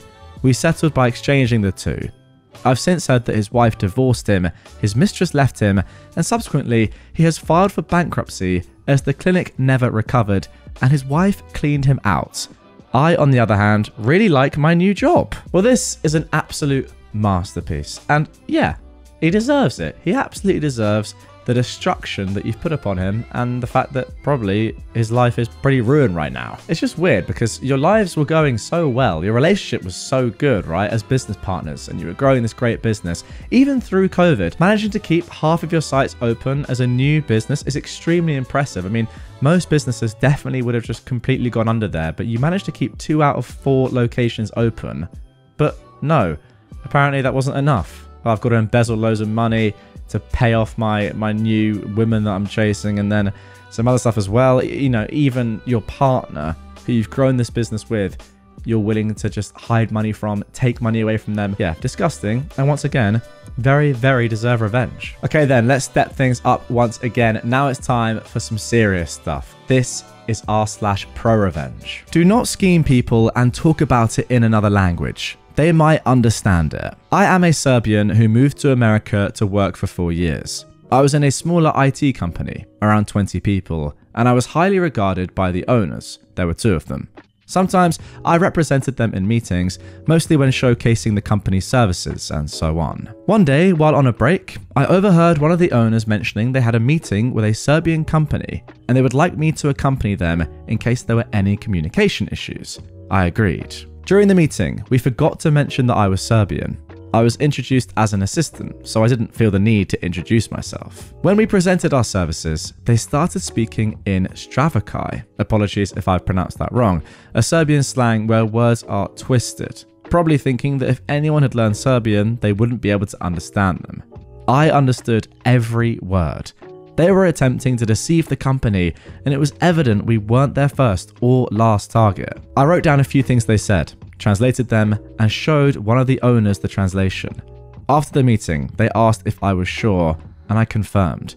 Due to some procedures, we had to meet one more time, but with permission, I said, Raz milisemo o vasem predlogu, which by the way translates as, we will think about your proposal. They just froze for a second. Face white and open-mouthed, they looked at each other and tried to stay cool, but you could hear in their voices they knew they screwed up. We didn't sign anything with that company. I don't know how many times over the course of my channel's history I've seen stories similar to this. I don't know what it is with idiotic people that just don't think that other people could potentially speak their language.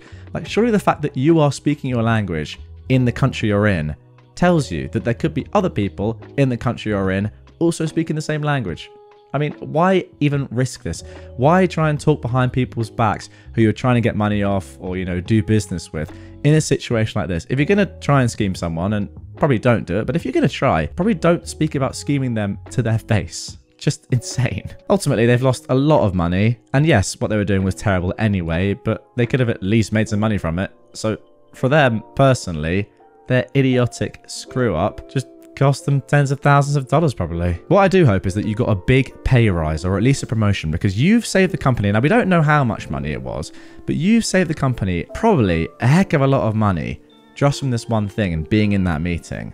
And also sticking your neck out and telling your bosses, look, I know this is weird, but this is literally what's happening right now. I'm 100% confident on it. How much money might you have saved them? I mean, we have no idea. But yeah, I hope you got a bonus at least. Okay, now that is going to do it for the, let's be honest, sort of safe, gentle stuff of this episode. The next story is crazy. It comes from Nuclear Revenge.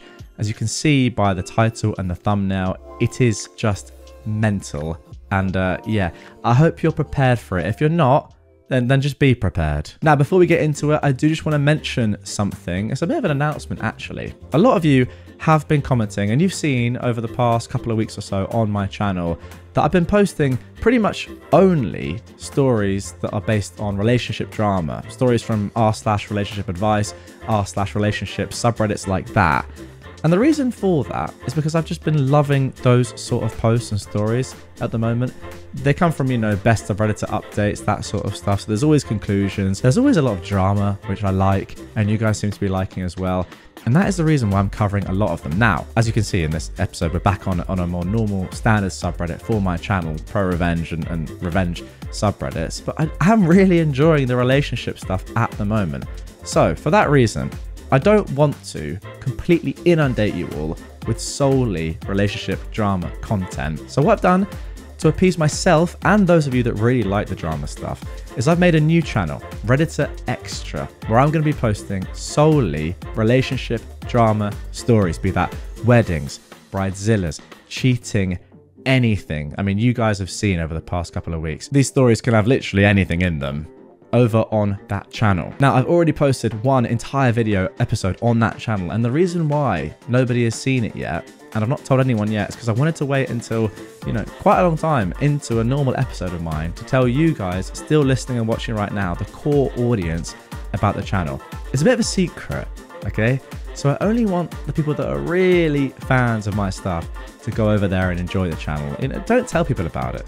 Keep it to yourself. I'll leave a link to it, not even in the description. It's just gonna, you know, I'll leave it in the description, but a few lines down.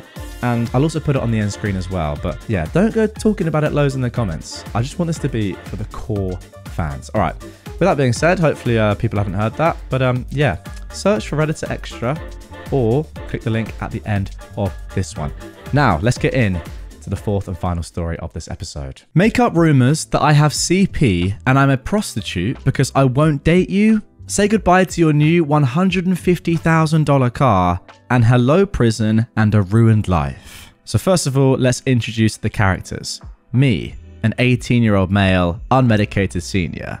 Psycho incel, referred to as PI, a 16-year-old boy. So, for backstory, I was the only gay kid in what felt like my entire small, deep southern town, and came out very young, so that identity kind of stuck. My family was mostly very supportive, and I'm grateful for that, because outside of 2 or 3 friends, I might as well have had a scarlet A branded to my forehead. Eventually though, a few other people came out. One being Psycho Incel, a very wealthy, spoiled, all-American entitled kid who drove a very, very expensive new car. Now, when he first came out, it was to no one's surprise, but regardless, a mutual friend was worried it would be a hard time and asked if I would befriend him and give him tips on how to get through it, etc. I, of course, said yes. Big mistake. Now, by this time, I didn't care what anyone thought because the people who mattered had already made it apparent and vice versa. So I was pretty open about the fact that I was actively dating someone much, much older than me. I don't want to hear it, that's not the point of the story. It was a wonderful, healthy relationship that my conservative, traditional dad even supported, so shut up. Fair enough, no comments from me, not that I would comment anyway, respect. Now, after getting coffee with Psycho Incel and being friendly, he apparently developed feelings for me, and after he confessed, I gently told him I was seeing someone and that I was very happy. This was common knowledge in our gossip-ridden high school anyhow, and that was apparently not acceptable to him, and he went ballistic. In small towns, there are often what's known as junior-senior wars, where the 2 grades have a war of harmless, albeit annoying pranks. However, our school was not completely uncivilized, so there was a group chat for both grades to discuss rules, limits, such as no damaging, no hitting houses if someone expressed that they weren't participating, renting, etc. Well, in that group chat with over 1,000 kids, Psycho Incel thought it would be a great time to drop bombshell number 1. I had expressed that I was not participating, to not hit my house as it's rented, and so on and so forth. Cue Psycho Incel responding directly and saying, "What? You can't afford to buy it with all the money you've been making being a prostitute for your 50-year-old boyfriend?" I would like to say first off, my boyfriend was nowhere near that age. I saw red. I loved that man to death and felt a forehead vein practically hemorrhage. Safe to say, the rumor passed through the high school and the community. My coaches took me aside, our extra religious teachers tormented me more, and I was a pariah. Oh well, I had acceptance to a top university, my friends, my boyfriend, and my family. I was almost done. Then the next rumor dropped, and this is when I went nuclear. One day I got a call from my friend, and immediately I knew something was wrong. Apparently, little Psycho Incel had decided it was a good idea to lie and tell people that I had 1. Cheated on my boyfriend, 2. Made a video with the guy I cheated with, 3. It was with a junior, someone under 18, none of which was remotely true.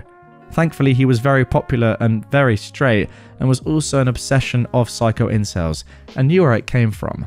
And he agreed to, in writing, express that none of this was true, and gave me copious amounts of evidence, screenshots of texts, Instagram DMs, etc., of Psycho Incel's online harassment. I kept all of this in a file just in case this ever got out and I needed to defend myself. And thankfully, it never became more than a funny, impossible, salacious story made up about me. However, it was too late for him, as I was already very mentally unstable, and this would have ruined everything I was riding on.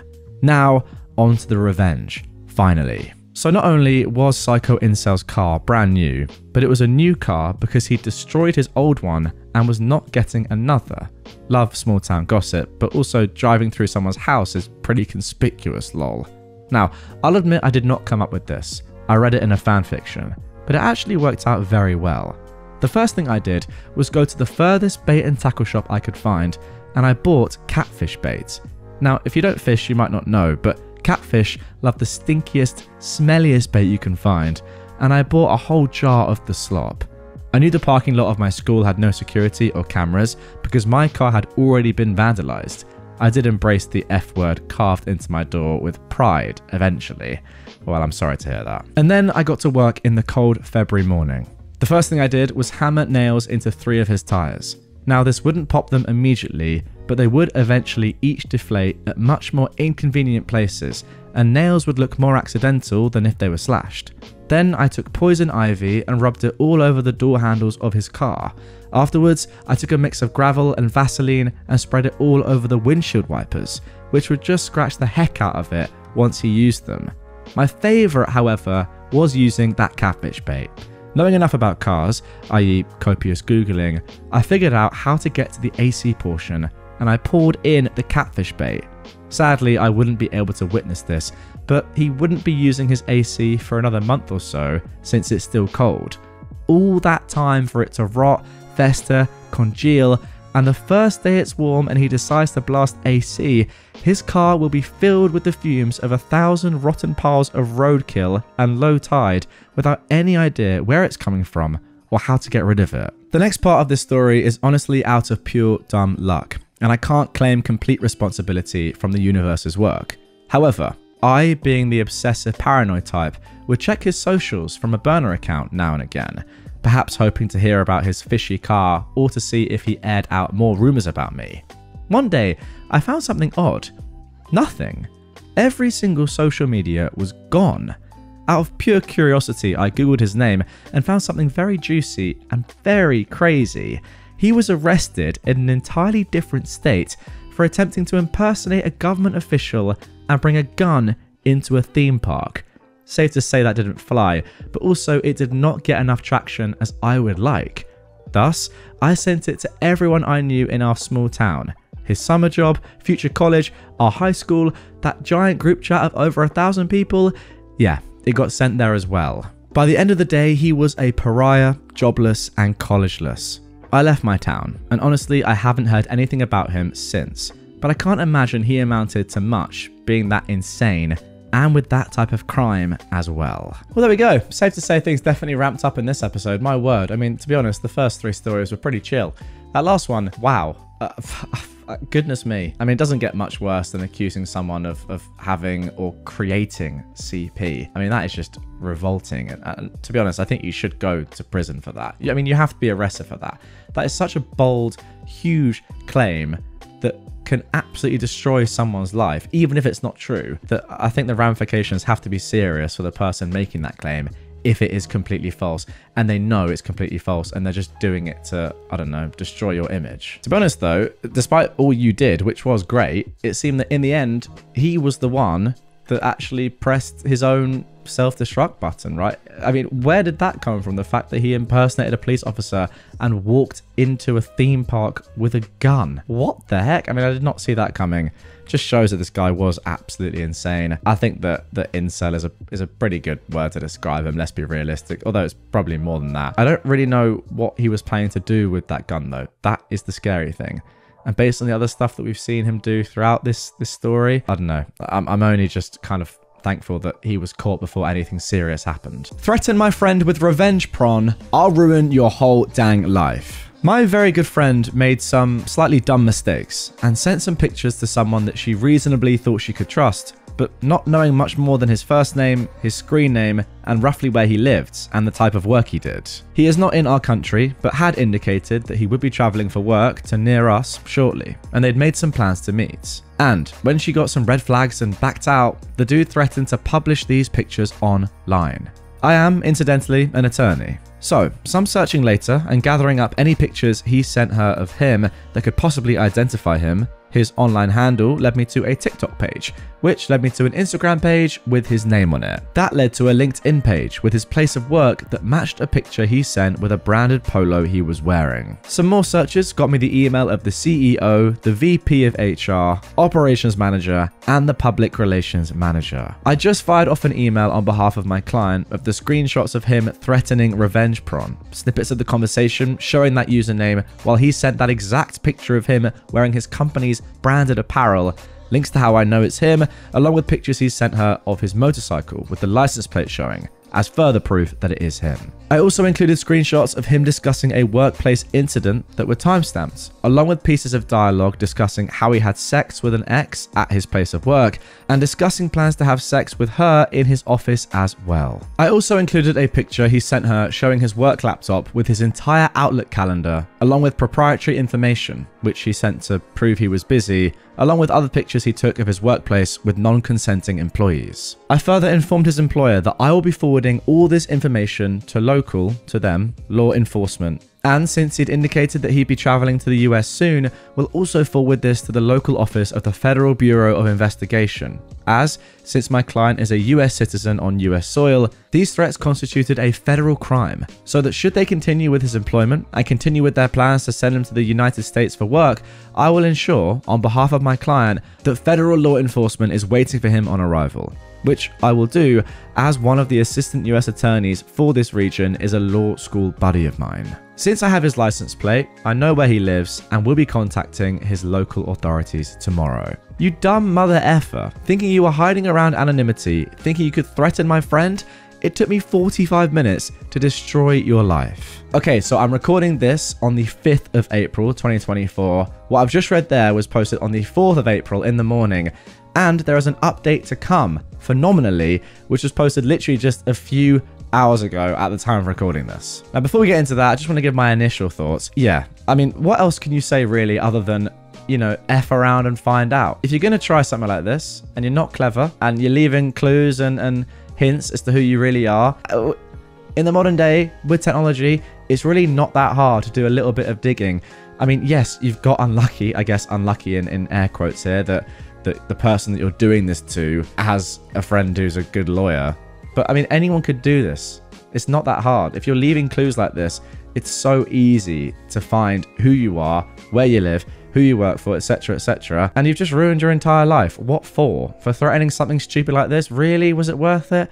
Obviously not. I mean, you deserve it. Absolutely, but you're just so dumb. Then again, he's probably not expecting this sort of level. I would love to see his face as he realizes this unravels. I mean, we're going to get into the update right now to see what happens next, but my word, imagine this. You send off a threat online, think nothing of it, think, oh, I'm so clever and anonymous here and I'm going to get what I want. And then the following happens. Let's get into the update. Okay, now let's get into the update of that one, posted just 22 hours ago at the time of recording. Like I said in the intro, this is a very fresh story. So, barely 12 hours later, this happened. Before I get into the update though, I want to clarify a few things from my original post, primarily about the contact of the employer and why.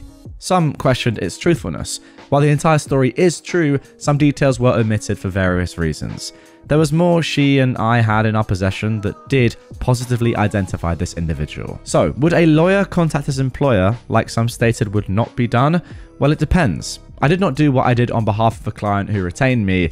I did it as a friend to help a friend.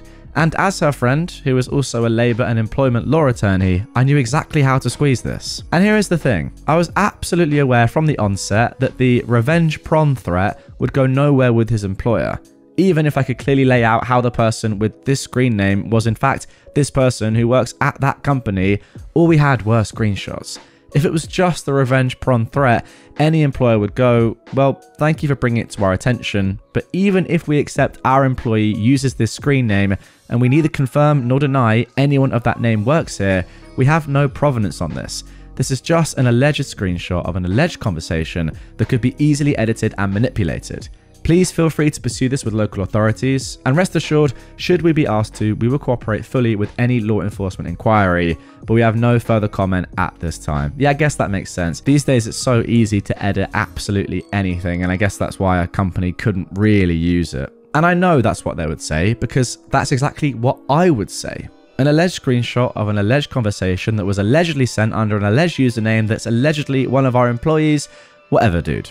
Call the cops if you're worried about it. We'll answer them honestly if they come to us. So no, the issue wasn't the revenge prom threat. It was the picture of the contents of the work laptop, because that can't be faked. There's no way of her or me to create a false image of the actual proprietary information on his work computer unless he sent it.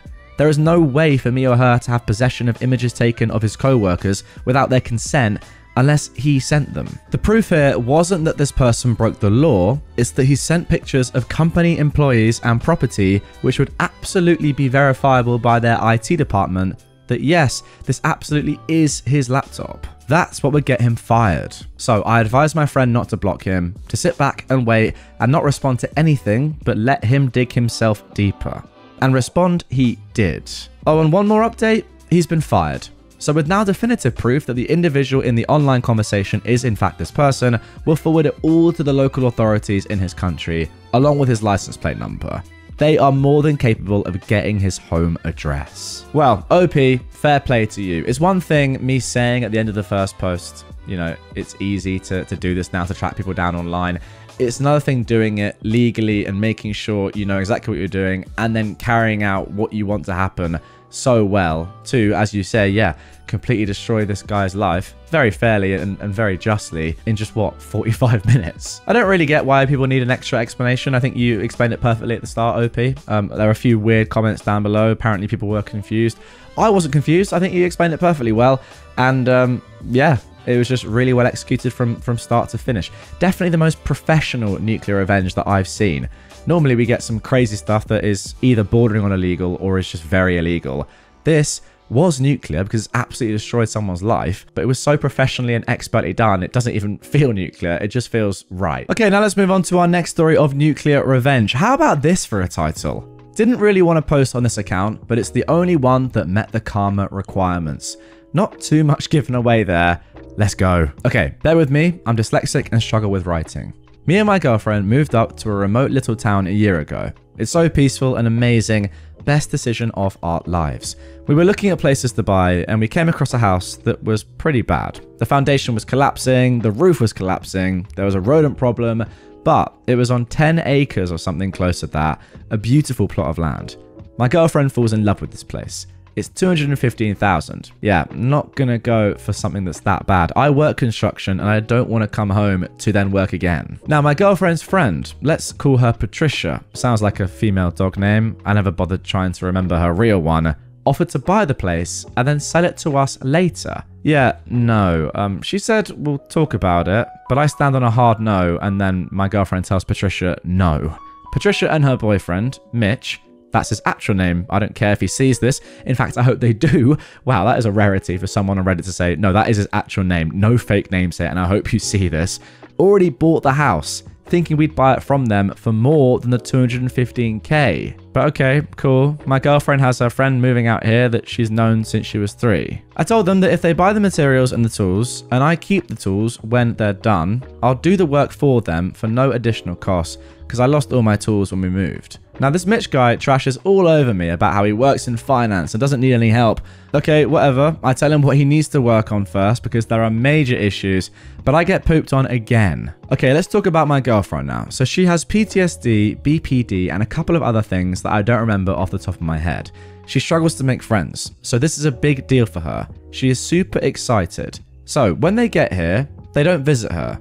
They don't give any idea that they talk every day and every night, but then they get here and they block her on everything. It absolutely destroys her because she doesn't understand what she did wrong. Now, they were upset and were cussing her out because she apparently tricked them into buying the place. She didn't. I told them not to because I was never going to say yes. Now, fast forward a year or so. They're on Facebook complaining about all the issues that I pointed out were issues they'd need to fix. So this actual crackhead Mitch is cussing us out. Now, I am just tired of this at this point. So I call the city and pretty much rat them out. I say they have plumbing issues, electrical issues, the roof and the floor is caving in, support issues, rodent problem, all of which can get it condemned. So guess what happened? I made a complaint and got it condemned.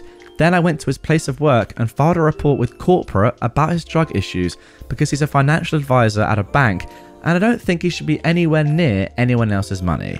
I hope they enjoy 215,000 worth of debt with no job and nowhere to stay because I'm done getting cussed out and having them drag my girlfriend's name through the mud because they thought they could jack up the price and sell it to us. Damn, what great friends they must be, trying to buy a house for you, but in reality just charge you more than the original price of the house. Terrible people.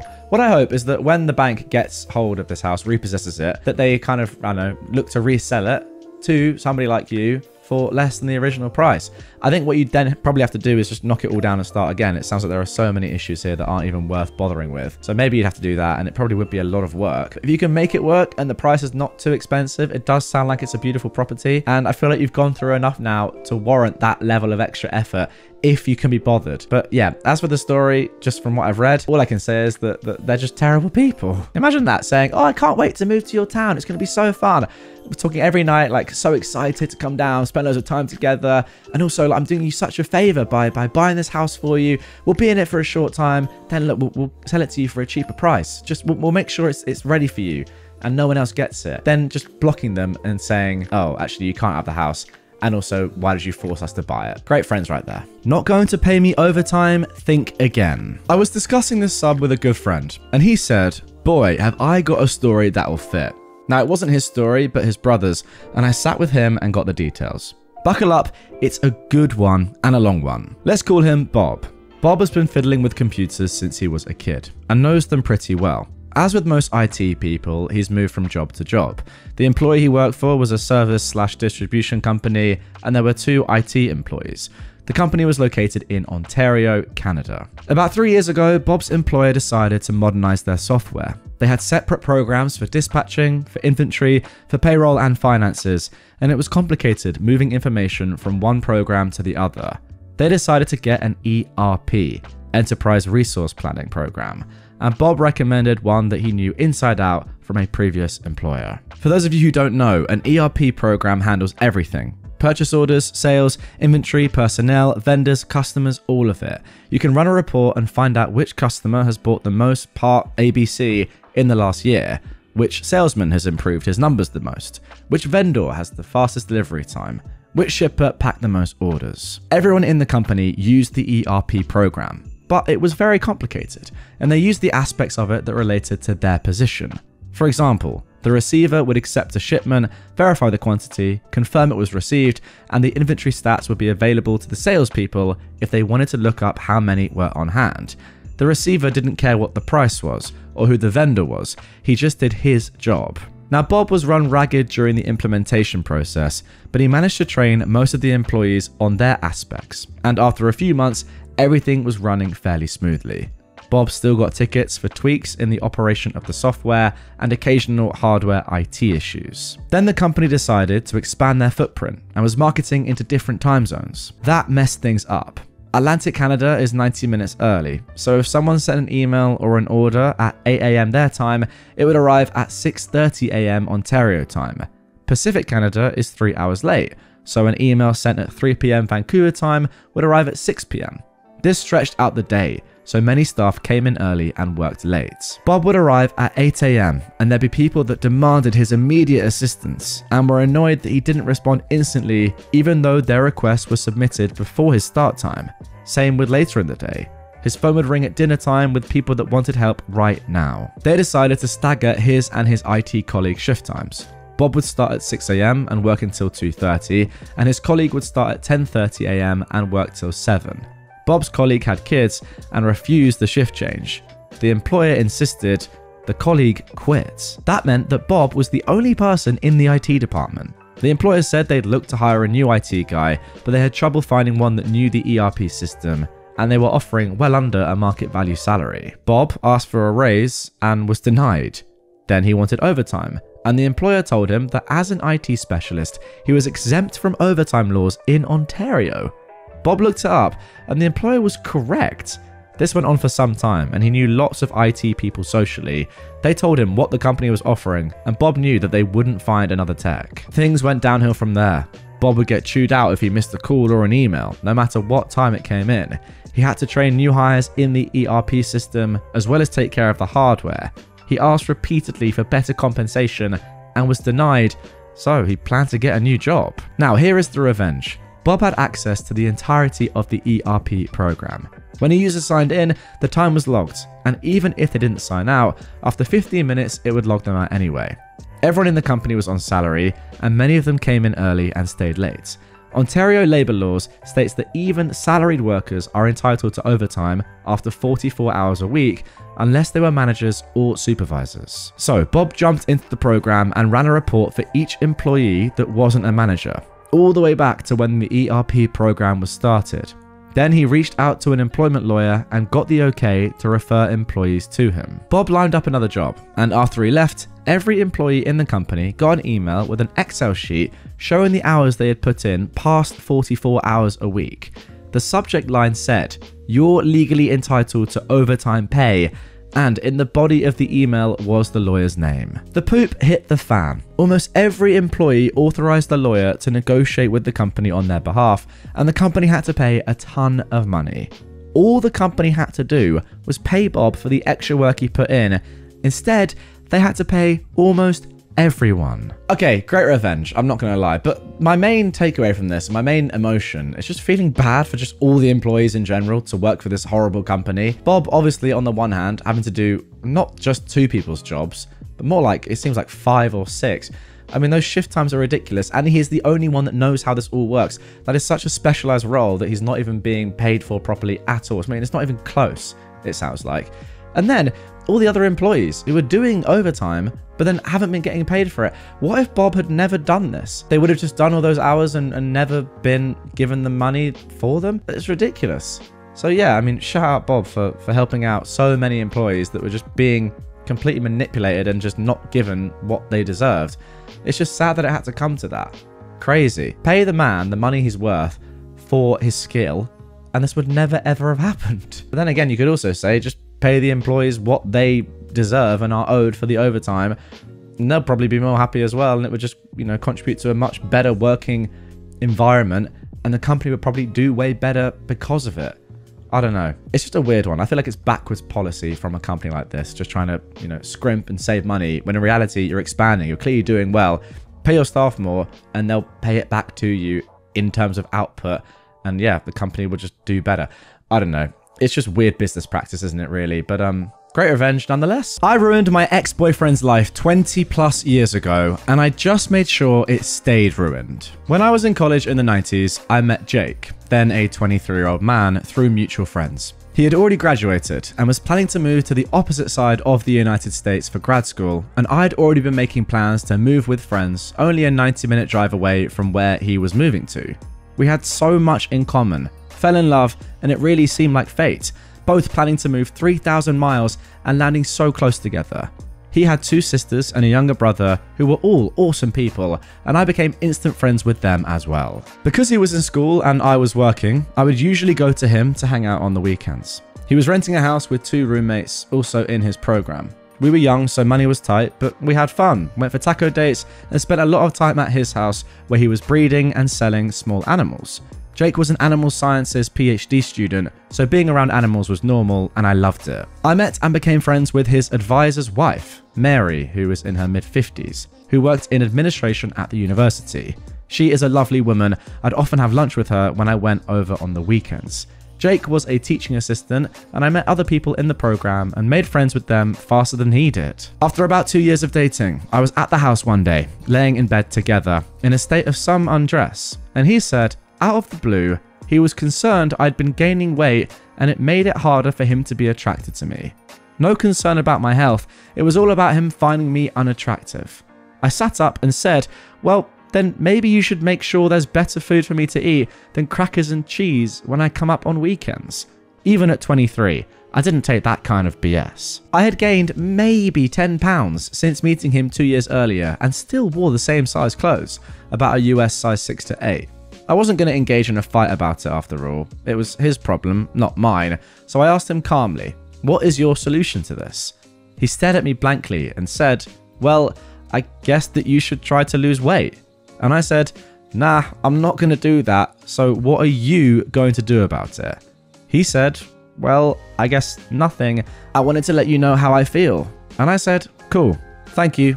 Put my clothes back on, went to sleep, and drove home the next day as usual. We keep dating, and about 3 months later, he called me and said he wanted to break up after close to 3 years. The reason, and I quote, you don't know enough about science. He felt like he couldn't have a conversation with me about his work where he didn't have to use common names for animals instead of scientific ones. I said, well, that's bull. What's the real reason? He said it was the real reason. He came to see me a month later to return something of mine, and I confronted him, demanding the real reason. He finally admitted that he'd been seeing one of his undergrad students, let's call her Meg, a 19-year-old. He was then 26 and her teacher. I screamed at him to leave. My roommate threatened to throw him off our second floor balcony if he didn't go, and he left. It hit me all at once after he walked out, and I went from rage to stunned laughter. I'd actually met Meg a few times, and at one point, she was at his house for a barbecue and spilled something all over her pants. Jake asked me if I could loan her some sweats. Now I couldn't because I was a size 8, and she was a size 18. There's nothing wrong with that at all, but the point is, I realized he made those comments about my weight to try and get me to break up with him because he was a coward. He clearly liked a big girl. Although, when he said those things to me about my weight, it was 1 AM. I lived about 95 miles away, and we just had sex, so I don't know how he thought that would go. Even in hindsight, it perplexes me. Did he think I was going to break up with him and storm off into the night and drive for an hour and a half? Anyway, I emailed his roommates. It was the early 2000s. It's how you communicated anything you didn't want to say on the phone. I wanted to let them know that we'd broken up, and they were always lovely to me, and I thanked them for being friends. They both admitted, though, that they knew about Meg and were the ones to demand that Jake tell me, or they would. That is when he broke up with me with the lame, you don't understand science excuse. One of his roommates, a super nice, super cute guy named George, offered to help me get a few things still at their house that he collected for me away from around the house. He suggested I come up for the weekend. We go out and drink, have a good time, all the things that Jake didn't want to waste money on, and I said, sure. So I went up and George let me into the house while Jake was gone. I took photos of all of his animals because while I might not be a PhD student, I paid attention and I knew he had an endangered species in his care. He wasn't breeding it, it was an unreleasable animal that he'd taken in from a rescue organization. There was paperwork he had to submit with a $25 fee, and he refused to do it, saying he didn't want the government in his business. I took photos of that animal, all his breeding conditions, and a photo of an animal not allowed in the state, which was in a tank right next to a window and visible from outside. I then went out for a night on the town with George. We stumbled in early, around midnight, so Jake and Meg, who were watching TV, would see me in a short dress, drunk, and George practically carrying me. I spent the night in George's room. He was a total gentleman, but made sure to leave the room and parade past them in his boxers a few times, and we giggled and moaned loudly so they could hear us. When I went to leave the next morning, Jake said I didn't have to act like a whore in front of him as I ate a donut slowly in my rumpled dress with messy hair, while George beamed at me and then planted a kiss on my forehead. Meg looked ashamed, not quite knowing where to look, and I said, have fun with my leftovers, and walked out. I wanted to think that the petty, loud hookup and a few juvenile insults was my revenge. It was not. The next day, I had my photos developed. Ah, the good old days. And I called the State Office of Fish and Wildlife. I reported the animals in the house, the potential overcrowding of breeding animals, and the 2 animals he shouldn't legally have at all in the state, and I asked them how to make a report. Well, it turns out that Jake wasn't well liked by his peers in his program, or by his roommates, but I was. George had suggested that he and their other roommate could submit complaints to the university that a TA was sleeping with one of his students and showing her favoritism.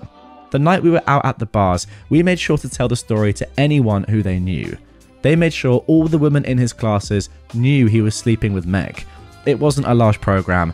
People knew fast that he cheated and was now dating a student. George and the other roommate made sure people knew they had put in complaints. They were sick of Jake's entitled BS. With my full statement made and photos sent to the state wildlife officials, I called my friend Mary, Jake's advisor's wife. She knew about the breakup and the lame reason, and I let her know that he admitted he was sleeping with a student. I'd been emailing with him and he admitted to it in writing, so I sent that to Mary. To say she was not happy about that was an understatement. She said she made sure it would be investigated and told her husband, Jake's direct advisor, while I was on the phone with her. Speaking of investigations, a few weeks later, George called me, giddy, to say that state fish and wildlife officials were there confiscating the animals. He told them he'd be happy to tell them whatever they needed to know. Meg was there when it happened and told the officials that as far as she knew, all the animals belonged to her boyfriend Jake and that they were all legal. That put George and the other roommate in the clear. One animal was kept in the backyard, so it was implied to Jake that a neighbour reported it. While they were there to investigate, they knew to look in the back window to see the far more problematic, illegal to have in the state under nearly any circumstances, animal. Since George was on the lease, he was able to let them in to investigate in the house. The animals were all in communal areas, and the officers stayed there for a few hours and returned with a warrant to take all the animals and enter Jake's room to investigate. George and the other roommate let them into their rooms with no issues, and they were quickly cleared. Meg apparently couldn't get a hold of Jake, and eventually drove to the university to find him. Remember, no cell phones yet. It was a good day. The only animals they left were some guppies in a fish tank. Now, PhD students need grant money to do research, and a large part of animal studies funding comes from the federal government. Jake had just gotten an EPA grant right around when he broke up with me. So I called the EPA and asked how I would report that a person with a federal grant was being investigated for illegally harbouring endangered animals. Long story short, he lost his EPA grant and had to make restitution on what had already been used, close to $30,000. He would never be able to get another federal grant. He avoided jail time on the state charges since all the animals were in good health, but lost all his breeding animals, worth thousands of dollars, since they were collected for safekeeping during the investigation when the 2 illegal animals were taken. In the end, he owed a $15,000 fine, and the 2 animals went to a nearby nature centre. For years, I would stop by if I was in the area to visit them. The university revoked his scholarship and fired him from teaching for having an inappropriate relationship with a student. He somehow escaped being expelled, but it always shocked me that he never tried to hide the relationship with Meg and was so stupidly self-assured that he didn't even wait the 4 weeks until she would have been done with his class to start publicly dating her. By the university rules, he would have then been in the clear to date her, not being her teacher anymore, and she would just have to avoid any classes he was a TA in.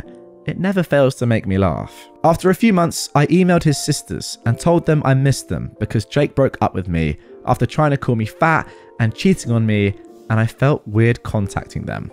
The girls told me that he told the family I broke up with him because of the distance.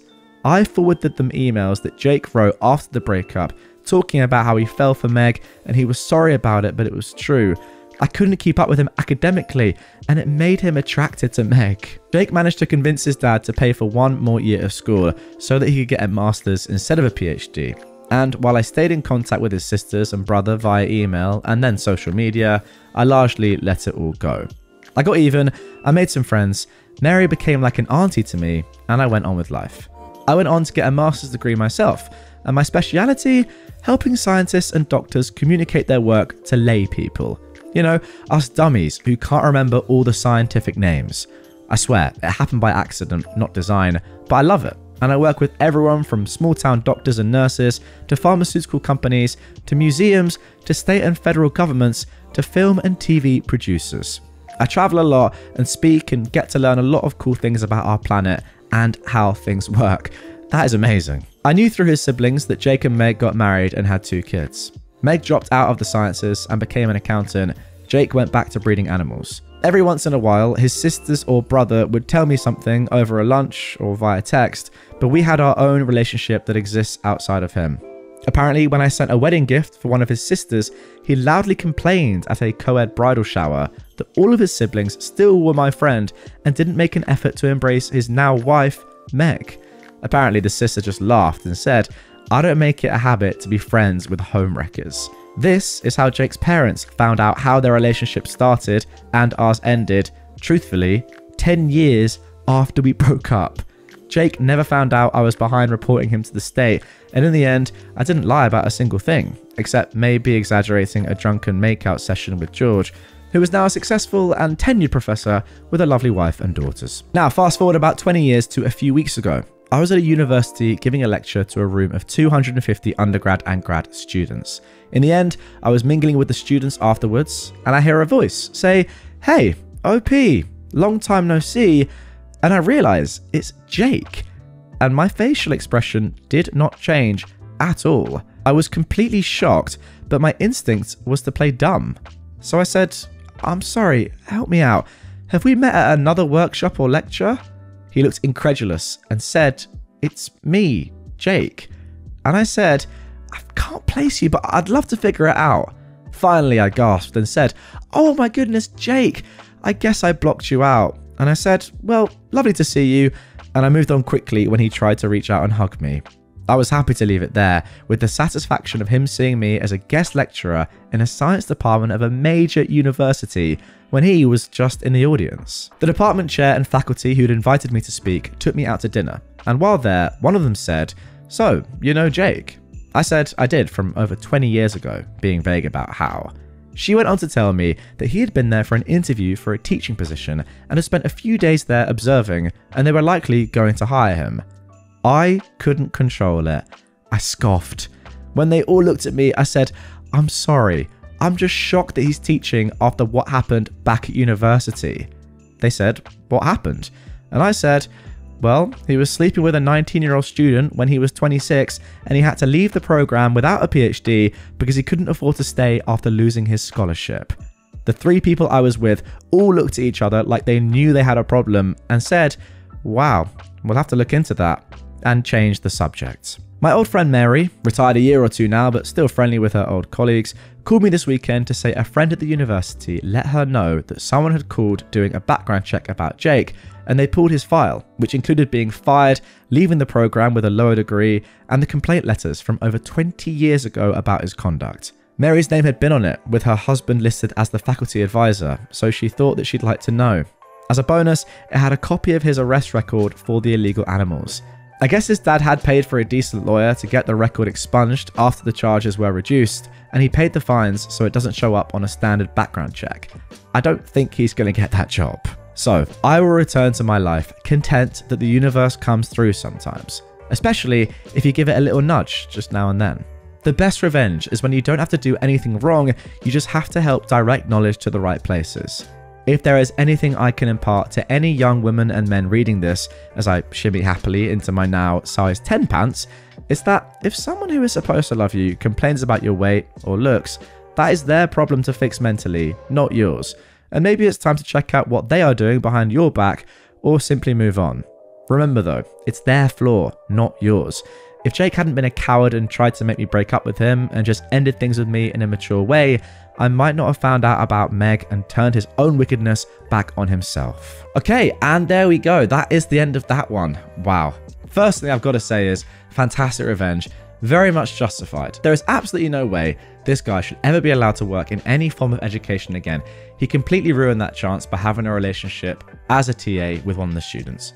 That is my immediate conclusion from that, and I'm very happy, to be fair, that you've made sure and you continue to ensure that that won't happen. Now, the next point is, and I want to ask your thoughts on this, guys. Do you think that this guy, Jake, should still be getting punished 20 years later for mistakes that he made 20 years ago? Do you think that's a little bit too long? I mean, do we still punish him 80 years later for these mistakes? Are you allowed to make mistakes and, you know, be punished for them? Sure.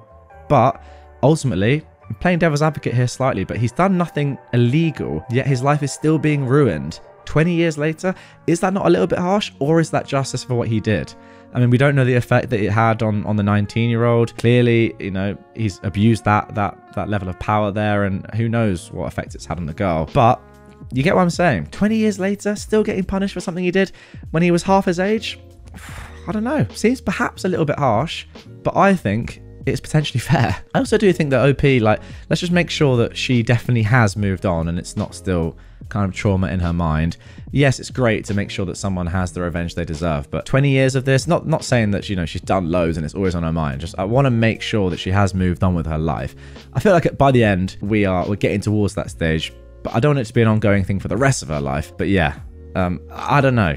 Maybe it's just a little bit too much for it to still be going on now. I think now's the time to leave it. Or do we carry on and just ruin this guy's life forever? Give me some like real actual answers in the comments. Not just, oh, he did a terrible thing, he deserves for his entire life to be ruined for 80 years and then die. Let's be realistic, okay? I want to hear some actual logic and some cohesive thoughts, which you, to be fair, you guys always give me. There's no need for me to say that, but you get what I'm saying. I mean, you could also say that, you know, the revenge was at the time good.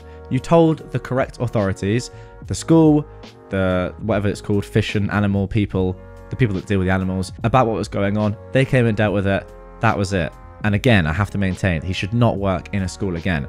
But outside of that, I don't know if he still deserves to be getting punished. Maybe he does. I'm not completely decided, to be honest. I actually reckon he probably does. But it's just harsh. But, you know, if you are the sort of person that would do this, yeah, maybe you do deserve to be punished forever. I don't know. Like, people in the comments are saying that ultimately what he did was cheat on you in the 90s with a woman over the age of consent, over the legal age. So it's a bad move, but it's not a crime. Now, does he deserve to be punished 20 years later? Even if he was the TA. People are saying that, you know, what you did with George OP was fantastic, and I agree, that was brilliant. No doubt about that. And maybe even staying friends with the family is fine as well, although, to be fair, a little bit weird 20 years later. But yeah, like, devastating the dude's entire life, ruining his career, continuing to do damage for decades afterwards. After he's like worked his way back up from nothing, and it seems as if he's trying to live a proper life, and he's still not doing that well, right? I mean, he's applying for jobs that he probably should be, you know, a level ahead of by his 40s, and I don't know, maybe it's just a little bit too much.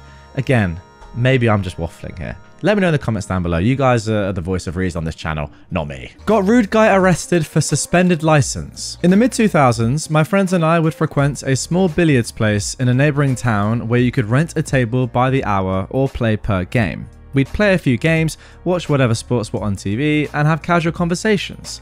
There were no problems and no drama until about 3 months of us visiting this place. A guy shows up and takes our spot at the billiards table. No big deal, we were all chatting anyway. 20 minutes later, my friend lets him know that we want to play the next game, but this jerk is super dismissive. Needless to say, we didn't get in during the next game, so I politely let him know we wanted to play next. Another lady chimed in that she wanted the game after us. The guy blatantly ignored me and the other woman. Some more time goes by and the guy leaves the table. We see our chance to get in. We put the quarters in and the balls are dispensed, except the green 6 ball. The guy took it to the bathroom with him. At this point, it was ridiculous and we notified the manager. The manager noted it was 12:30 and they were going to be calling last call and closing, so we didn't want to make a scene by kicking him out. He gets us another ball so that we can play. The guy comes out of the bathroom and knows that we realised what he did. He smirks and proceeds to the patio to have a cigarette, bringing along his beer and the green billiard ball. The guy comes back in and tossed the ball he was holding onto the table, hitting a few balls on it and messing up our game. He goes up to the bar just in time for last call. One of the friends I was with suggested we follow him home and each call the highway patrol to report a suspected drunk driver. 3 of 4 of us agree. So when he leaves, we used our trusty Nextel push-to-talk phones and coordinated several calls to the police. We provided details like license plate, vehicle make and model and colour, and mentioned the car nearly hit another vehicle, was swerving between lines and driving erratically.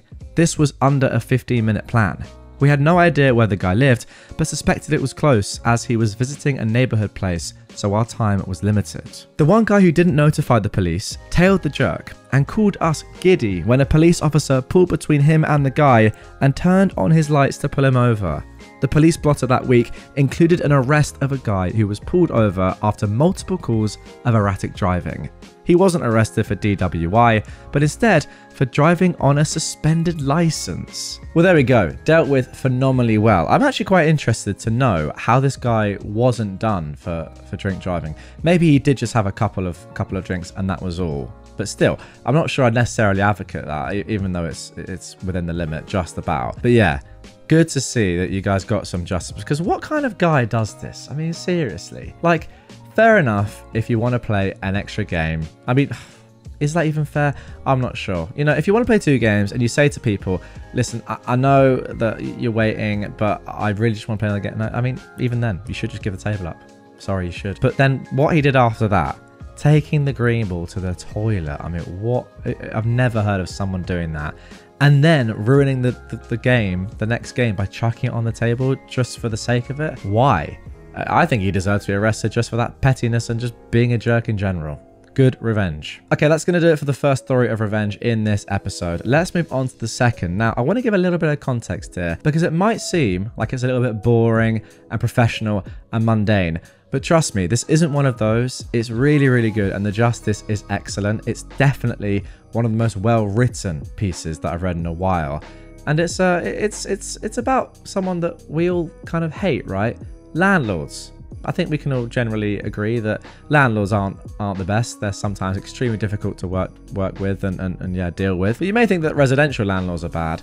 Actually, in this situation, we have a story about a commercial landlord who is absolutely horrible. Without further ado, let's get into it. A lawyer's pro-revenge on a landlord. Landlords are jerks, generally speaking. Everyone knows that. But if you think residential landlords are bad, they are nothing compared to commercial landlords. Landlords of commercial buildings are some of the cruelest, nastiest people I've ever come across.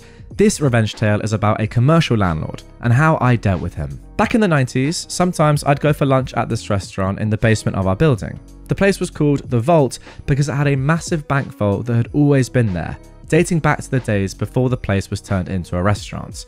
The vault was so huge that they could see a couple of tables in there, and you could eat dinner surrounded by rows of old, gleaming safe deposit boxes. One day I was there for lunch and the owner took me aside. "The landlord's driving me nuts," he said. "The landlord drives everyone nuts." I was a subtenant in the same building, sharing space with an old lawyer, Aaron, and the landlord was always causing us trouble. I'd already had a few run-ins with him and we hated each other on site. In most jurisdictions, commercial landlords don't need court orders to get you out. Instead, they just change the locks and you find out about it when you show up and your key doesn't work. Every time our landlord had a dispute with anyone, which was often, he'd always threaten to change the locks. He keeps demanding all this stuff for extra rent, and it's really weird because a lot of it's really old. The restaurant owner showed me a letter the landlord had served on him earlier that day. I looked over the demand and read a list of expenses for snow removal and parking lot repair and common area flooring and all kinds of trash going back years. I read it all the way to the end, and there it was. The usual clause saying he was going to change the locks if the tenant didn't pay this and do that. From the wording of the demand, it looks like you've been fighting a while. Why did you wait before consulting a lawyer? I asked one of the lawyers I know and he said it's hopeless. He told me the lawyer's name. It was a guy I knew with a trashy real estate practice who had resorted to taking little legal aid cases to keep the lights on when the market tanked in '89. "Did you do something to make the landlord hate you?" I asked. Because this is a bit over the top, even for our jerk landlord. "He knows I'm moving the restaurant. I think he's trying to grab as much money as possible before I go. Plus, he's giving me grief over the vault." "He won't let you take it with you?" "Are you kidding? It weighs almost 100 tons and I don't need it. But the lease says I have to remove it and that I also have to restore the building to what it was before there was a vault. That would cost a fortune. The jerk landlord says if I leave the vault behind when I move, he'll sue." "Send your lease up to my office and let me look it over," I said. I finished my lunch and when I got back to my office, the lease was waiting for me. It was just as bad as the restaurant owner said. The lease was a renewal of a renewal of an assignment of a renewal, the original documents dating back to shortly after World War II when a bank first leased the place and the vault was installed. Somehow, the landlord had suckered the restaurant into taking over a lease that left him liable to remove a bank vault at the end of the term. That is crazy. No big deal, I thought. The restaurant can default and all the landlord can do is sue a shell company. But when I got to the last page of the lease, there was a guarantee clause. The restaurant owner had personally guaranteed the lease and he was on the hook for removing a vault weighing 100 tons and then fixing the place up. It would cost a fortune. To be fair, moral of the story so far is you've got to read the contract in full for anything like this because, wow, being personally liable for a 100-ton vault is crazy. The case was hopeless, of course. That was obvious right away. But then I thought about the jerk landlord with his demands and his threats and his rent hikes, and I asked my brain to do me a solid, which it promptly did. I picked up the phone and called the restaurant owner. "I'm screwed, right? You're calling me to say there's no way out. That's what my commercial lawyer already said, but I just thought I'd ask." "Well, I can save you, but it's going to cost." "How much?" $5,000 in legals and another G note for the agent. "Agent? What kind of agent?" "Real estate. Send up a check, certified, and leave the rest to me."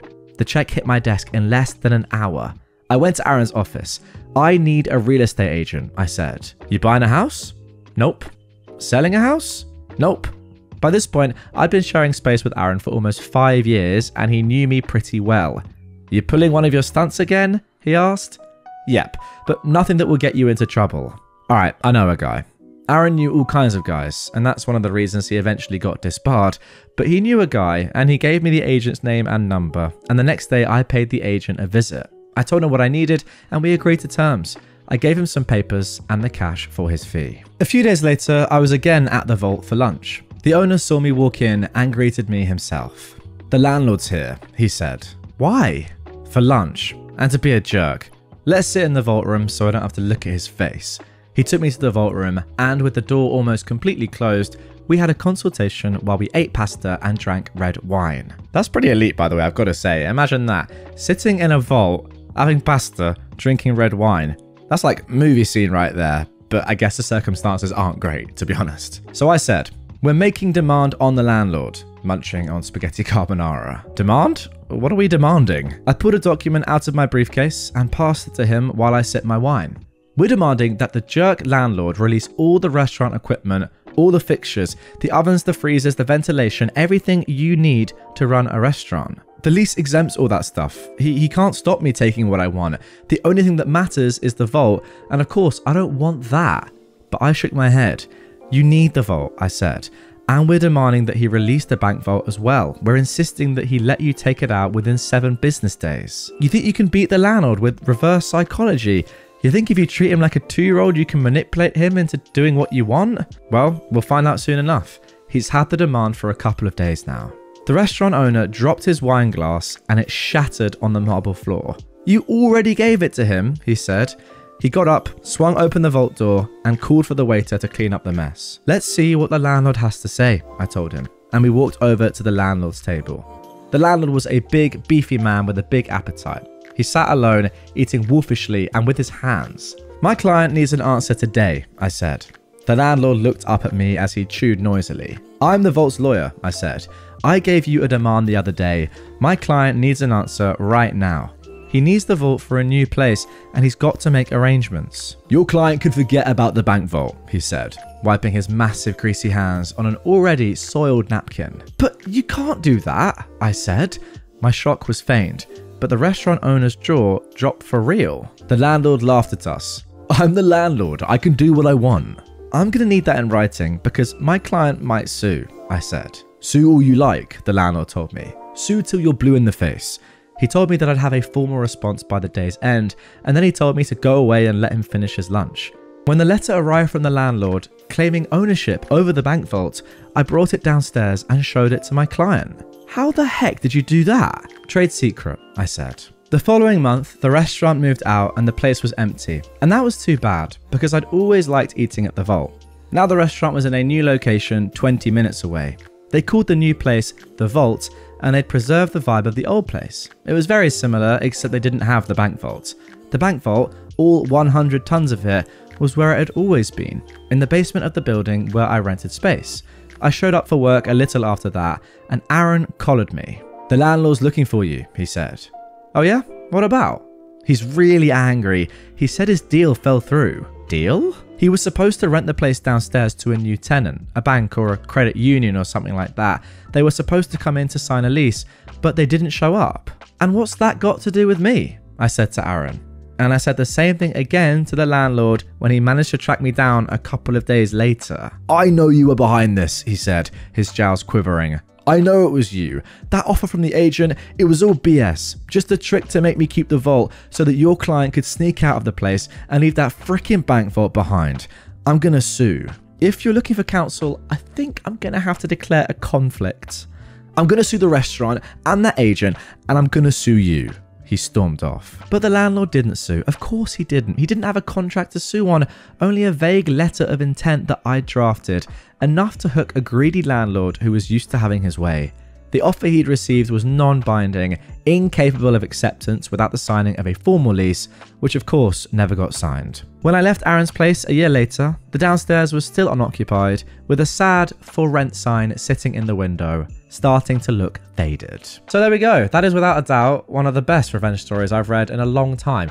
That was brilliant from beginning to end. What might have been potentially a kind of boring topic, you know, landlords and contracts and that sort of stuff, maybe not the most entertaining, so well written and really good. This guy clearly is just a horrible, greedy man that yeah, any sort of idea of, oh, can I make some more money from a new bank potentially coming in? He was all for it, not even checking if they were even a real bank in the first place, or doing any sort of due diligence there and working out what was going on.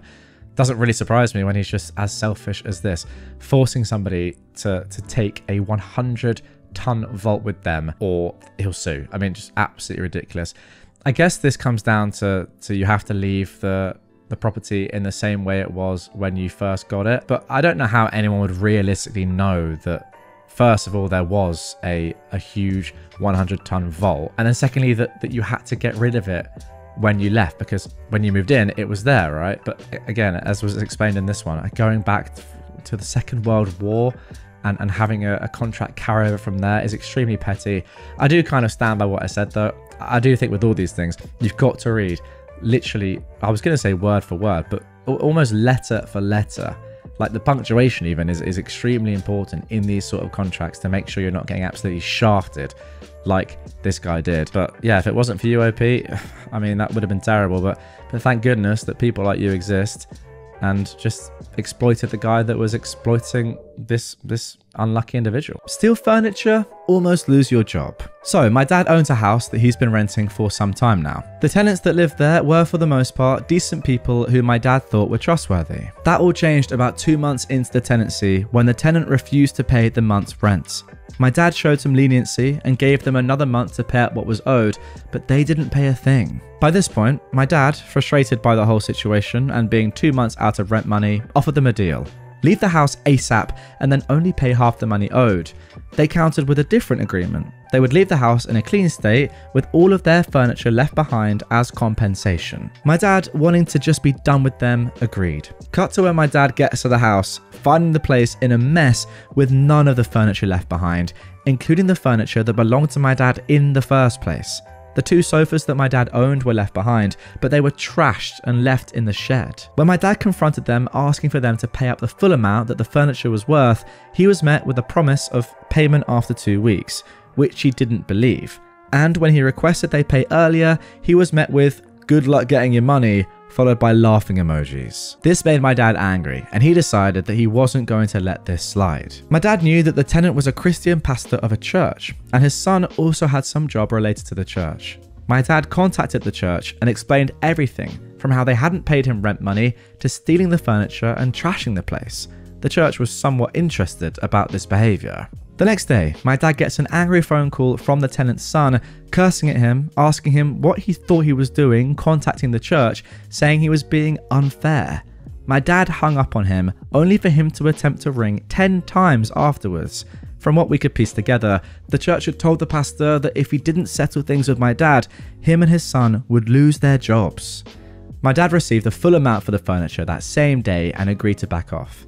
My dad later said it was never about the money, but the way this guy treated him and his values.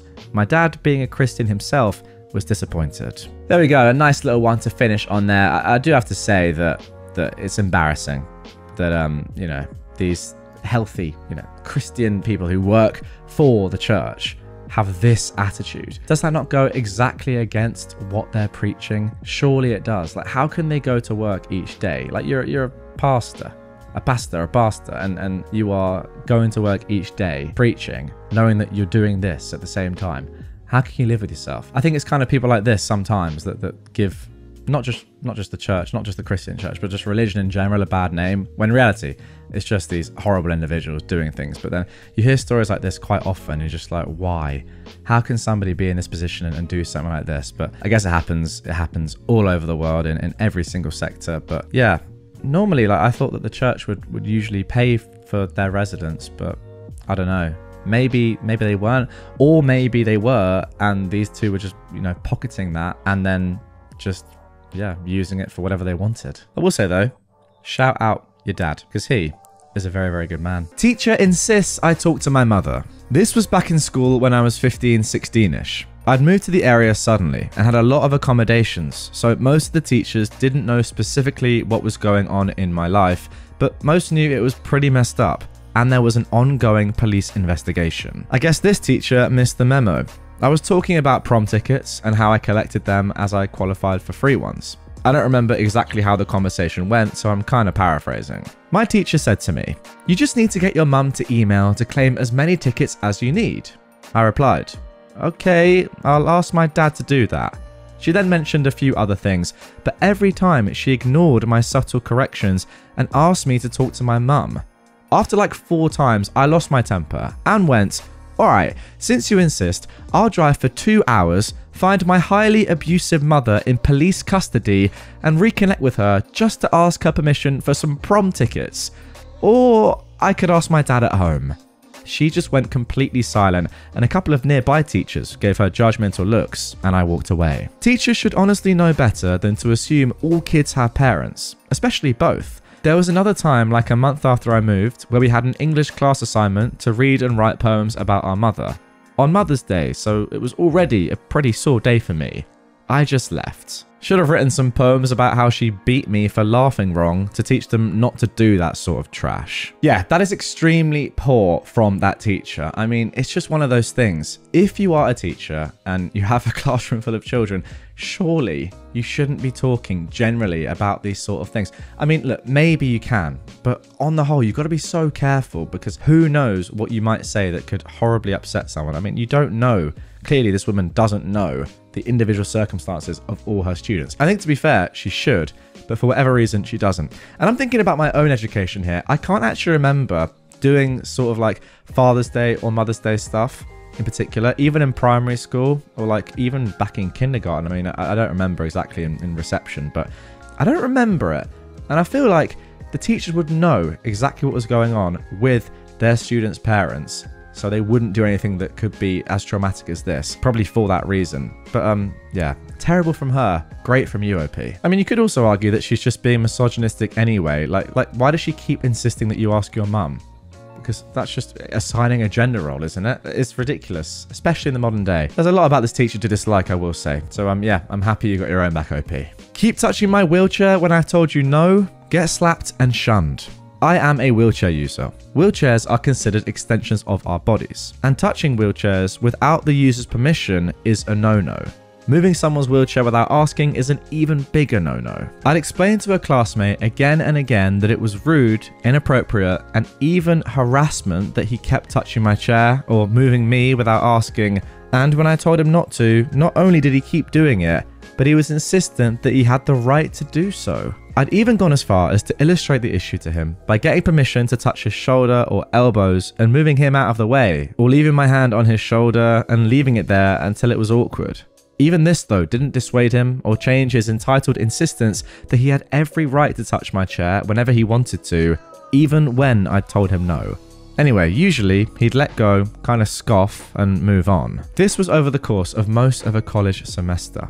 It was a voice class at a community college, so there were less than 20 of us. So our professor had witnessed many of these incidents. One day when he touched my chair again and wouldn't move his hand when I politely asked him to stop, he refused to let go, and again insisted that he wasn't doing anything wrong and that he had the right to do so, it wasn't a big deal, etc. By this point I'd had enough. He continued to touch me, my chair, and therefore an extension of my person. So I turned my chair around lightning fast, grabbed his stunned hand hard enough hopefully to bruise it, I've got good upper body and hand grip strength, pulled him down as harshly as I could, and then slapped him in the face as hard. The rest of the class heard the slap and his pained and surprised yelp, and they turned to look at us. He screamed and ran over to the professor to whine that I'd grabbed him and hit him. The professor just kind of shrugged and said something along the lines of, "Well, she told you to stop touching her." He kept whining about it to the professor, that I should be punished for assaulting him, etc., only for her and the rest of the class to just ignore him that day, and then for the rest of the semester. Mind you, I'm a very chilled person, unless you count childlike excitement, glee about life, and I'm never violent, as well as being patient to a fault, so I don't retaliate nearly ever or easily, but frankly, this was self-defense, pure and simple. In any case, the whole class had heard me explain time and time again not to touch me or my chair, and how and why it was inappropriate, and they'd asked if I needed help, but I'd always declined. To me personally, it's not that big of a deal if someone who doesn't know better touches my wheelchair. I just explain why it's wrong. But he was so entitled that he had the right to and wouldn't take no for an answer. That was what made that an actual issue. And I've been much more patient than he deserved. He wasn't very bright, but he wasn't disabled or autistic. I'd asked about the autism in a polite way by sharing that I'm autistic, but even if he were, he'd be high functioning enough for his action to be inexcusable. At the end of class that day, I got a lot of high fives, and he kept his distance from me, occasionally glancing over at me fearfully. Good prudence, frankly. The last third or so of the semester, nobody wanted to work with him when we paired up in groups of 3 to 4 to work on songs together. People for the most part didn't love working with him before this anyway, but after it became clear that the professor was on my side and not his, it was as if he was invisible. Okay, now on the one hand, while I'm happy that the professor was on your side and this kid just got ignored for the rest of the semester, I do have to say, where was your professor before it got to this stage? Like, why are they letting you slap him? Why are they letting it get that far? Like, that should never have been allowed to happen. How can the professor genuinely think, okay, you know what, I see all this going on, but I'm just going to let it happen and let this student, OP, eventually slap one of my other students, and that would be a good resolution, a good thing to happen, and that's the way to sort it, rather than stopping it at source and saying you can't do this before letting it get violent. It's weird teaching, I gotta say. Like, you're just being harassed all semester and they're just leaving you to it. Really odd. Look, don't get me wrong, this guy's clearly a POS, and it's good that he got what he deserved in the end. But my main takeaway is that Professor has to do more here. Joke's on you, he's dead. A little context before I start. 6 years ago, my dad died of terminal brain cancer after 2 years of treatment. I was 9, turning 10 that summer. My mum was absolutely devastated, but she stayed strong for my brothers and me. Also, we live in France, and it's an advanced country, but we live in the backwaters, where there are still a lot of misogynists and homophobes. And just to add a little more intrigue, it's a 5-day bank holiday weekend here in France, and it was nearing the end of the workers' shift. Now, my brothers aren't at home much, and I'm at boarding school, so we didn't need our huge car anymore. My mum sold it and replaced it with a brand new Hyundai electric car. It's a lot smaller than what we're used to storage-wise, so she wanted to buy a roof box for it. She went into the shop and asked a female worker where she could find one. The woman called over her male co-workers to help my mum out. She asked them what she asked the woman. Could I have a roof box for my car? They stroll over. The leader smirked as he says, "Is it for your husband?" His friends laughed, and so did their female co-worker. But my mum didn't even smile. Instead, she grimaced and said, "Well, he died 6 years ago, so I don't think so." The guy was mortified. As she told me this story in the car after picking me up from school, I was so proud of her because she was able to make some light of our trauma. Also, she taught a misogynistic idiot a lesson. Well, there we go. Second case of misogyny in this episode. I think this one was probably worse than the first, like trying to get a cheap laugh out of it and then just being hit by that. What a way to bring you back down to earth. Again, massive shout out to your mum though. I mean, you've got to take a leaf out of her book and start remembering these comebacks for when it sadly inevitably happens to you later in life. But the fact that she can deal with it so well and not kind of like cower away. Like, she's not afraid of talking about this sort of thing. She's not ashamed by it, doesn't seem. She just wants to, you know, put people in their place, despite the fact that it's obviously a horrible, horrible, traumatic thing that's happened to your family. So yeah, respect for saying something uncomfortable, which I'm sure she didn't enjoy saying, to be honest, or even like thinking about. But this guy and his mates have led her to say it. Guy asked me why I'm wearing a mask. Some background information first. My city was mostly anti-mask through all of COVID and continues to be. I don't agree with this, but it's a smaller town, so it was easy for people to get away with. I actually wore masks before COVID because I suffer from dermatillomania. Basically, a mental condition where I struggle with peeling off sections of my skin. Oh wow, that sounds terrible. I was shopping at the grocery store with my husband and we were wearing masks. I turn around the corner of an aisle and a man looks at me and asks, "Now what are you wearing a mask for?" He was loud and clearly looking for an argument, so I just tried to brush it off and say, "I have a medical condition." I tried to look for my husband, but he was still in the other aisle. The man then asks, "Oh, what kind of medical condition?" I'm blown away by the audacity of this guy, but at this point, I hear my husband come up behind me and I suddenly feel courageous, or maybe dumb. I pull down my mask and show him the rest of my face. He sees the wounds and some bandages. He looks embarrassed and quietly says, "Oh, honey," before walking away. My husband immediately turns me around and hugs me, since he worries about my self-esteem. asking if I'm feeling okay and such and what that was about. I just answered, smiling, well, he asked. I pulled my mask back up and we continued shopping. I realized after that I should have just kept my mask on, but it felt good somehow. I also don't know if I was right to call it a medical condition or not, but I kind of panicked in the moment. This was in early 2021, so 3 years of therapy later, I've been doing much better with my condition. I don't pick as often or as much skin as I used to. Now, I usually don't even wear masks anymore to hide it. I wish I had this kind of confidence back when I had my grandmother say I looked like a meth addict. Well, you know what? I feel like grandmothers just do say stuff like that. Don't take anything from it. They're just all crazy. No offense. And I know that my grandmother is actually probably watching right now. And I don't mean you, Granny. Trust me. Anyway, back to the story now. I feel like, OP, you've done extremely well there. And you know what you're saying about maybe it was bad or you didn't feel comfortable or whatever, that it felt good? It should feel good. You completely killed this person phenomenally well and embarrassed him. So well done. And also, you don't have to keep your mask on. I mean, he did ask you to take it off and you did that. So, I mean, you're just doing what he says. Excellent stuff. You want proof I'm injured? Okay, this happened about 5 years ago, so some details are a bit blurry, but I remember most of what happened. About 5 years ago, I had some major anger issues caused by other undiagnosed mental issues. I'm okay now and I'm properly medicated. I ended up slamming my door, which caused my mirror to break and slice my left leg open. Stupid mistake, I know. I've learned since then. I ended up going to hospital to get about 48 stitches. I had to miss a couple of days of school because the doctor told me to take it easy for 2 days. When I finally went back to school, I had crutches because I couldn't put any weight on the injured leg at all. I got an elevator key and I needed people to help me with my books. I kept pain meds with the nurse because, again, 48 stitches. She never liked me for some reason. So when I went to get half a pill during lunch, she refused to give it to me. Here is how the exchange went. You don't need any meds, you're fine, the nurse said. No, I do need them. I'm in a lot of pain. Oh, stop faking and go back to lunch. Oh, and leave your crutches here. You don't need them either. Now, I was in a lot of pain, so I was already not in a good mood. This really angered me. Do your dang job and give me my meds, then I'll go back. I have an ungodly amount of stitches in my leg, and I'm already upset enough without you being rude. Well, how do I know you're actually injured? You could just have a bandage around your leg. What, you want proof? Yes. So without hesitation, I untied the gauze on my leg, removed the gauze pack, and showed her my stitched wound.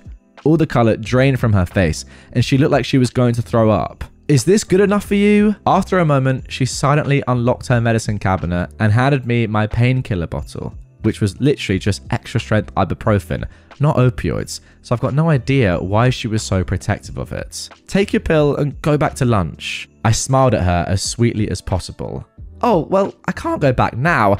My bandages aren't sterile anymore, so I need to change them. I brought extra bandages just in case, so this wasn't a big deal. She still looked nauseous at this point, so I changed my bandages as slowly as I could, making sure she got a good look at my leg the entire time. I only had to go back to her office twice during my recovery, but each time she didn't hesitate to give me my medication. I saw her when I went to return my elevator key, and she avoided eye contact with me. She wasn't working there the following year, luckily. Well, I wonder why. Okay, now go with me on this one, guys. I do feel like there are a lot of people out there that have jobs that they're just not very good at, okay? Who knows why, but it just probably is the case. Not naming names here, I just think that is the case. However, when you're a nurse, I feel like, you know, you need to be pretty good at your job, or at least know what you're doing. You know, if you're a healthcare professional, you need to be providing healthcare. That's kind of the job description. And I don't think you can be bad at doing that. Otherwise, it can be potentially very dangerous. Now, I do not understand how this woman had this job in the first place when she is not giving you medication that you have to have. It's just insane. Also, the questions that she's asking you are a joke. First of all, are you actually in pain? How do I know if you're injured? Can you give me proof that you're injured? Etc, etc, etc. All three of those are ridiculous for so many reasons. First of all, you don't have to be in pain to have pain medication. If it's like prescribed to you to take 3 times a day and you take it 3 times a day and you're never in pain, that's good. That means it's doing what it's supposed to be doing, right? You've been prescribed it for a reason. Secondly, are you actually injured? You could just have a bandage around your leg. Is mental. Surely she's had some form of documentation before she needs proof that you are injured, right? Like, if you go to hospital and you have 48 stitches, your school obviously should know about that. If not, something's gone terribly wrong there in communication. I don't really know why. And then thirdly, saying to somebody, I need to see proof that you have 48 stitches or that you need pain meds is unbelievable, especially when they're coming in on crutches. I mean, look, yeah, some kids do lie about being ill, but I don't think someone would lie to this extent. I mean, maybe they would, but this is just insane. Also, just one final point. Why is she not offering to redress it for you? Like, I'm glad that, I mean, I assume she was eventually fired. The fact that she's not working there the following year leads me to believe so. But after clearly realizing that she was horribly wrong there, surely she at least could have said, oh, you know what, I'm sorry, let me do that for you. As in, do my job. Not just watch you do it yourself and be nauseous. Also, she shouldn't be nauseous. She's a nurse. She should be used to that sort of stuff. Everything about this woman is just so backwards. Don't ask rude and invasive questions and you won't get called out on it. My God, this just happened. I'm still fuming. Some important context. I have a zit the size of Everest tucked in next to the corner of my eye. It's recurring and it will go away soon. It's no big deal, it's just massive. I work reception, and a woman came in having made her reservation for the wrong day. No problem, I can at least look up the reservation information. While I'm doing so, she goes, "What happened to your eye?" A lovely question to ask the person trying to help you. I blink and tell her, "It's a pimple." "No way! There's no way that's just a pimple." Then I pull the saying out for the first time.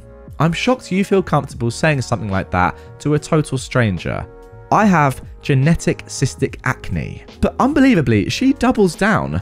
"Well, my daughter has acne too." I say nothing.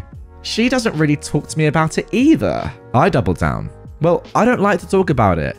It got me made fun of when I was younger." Cue the breathy comments about how I, as well as some guys she's texting, are calling her a POS.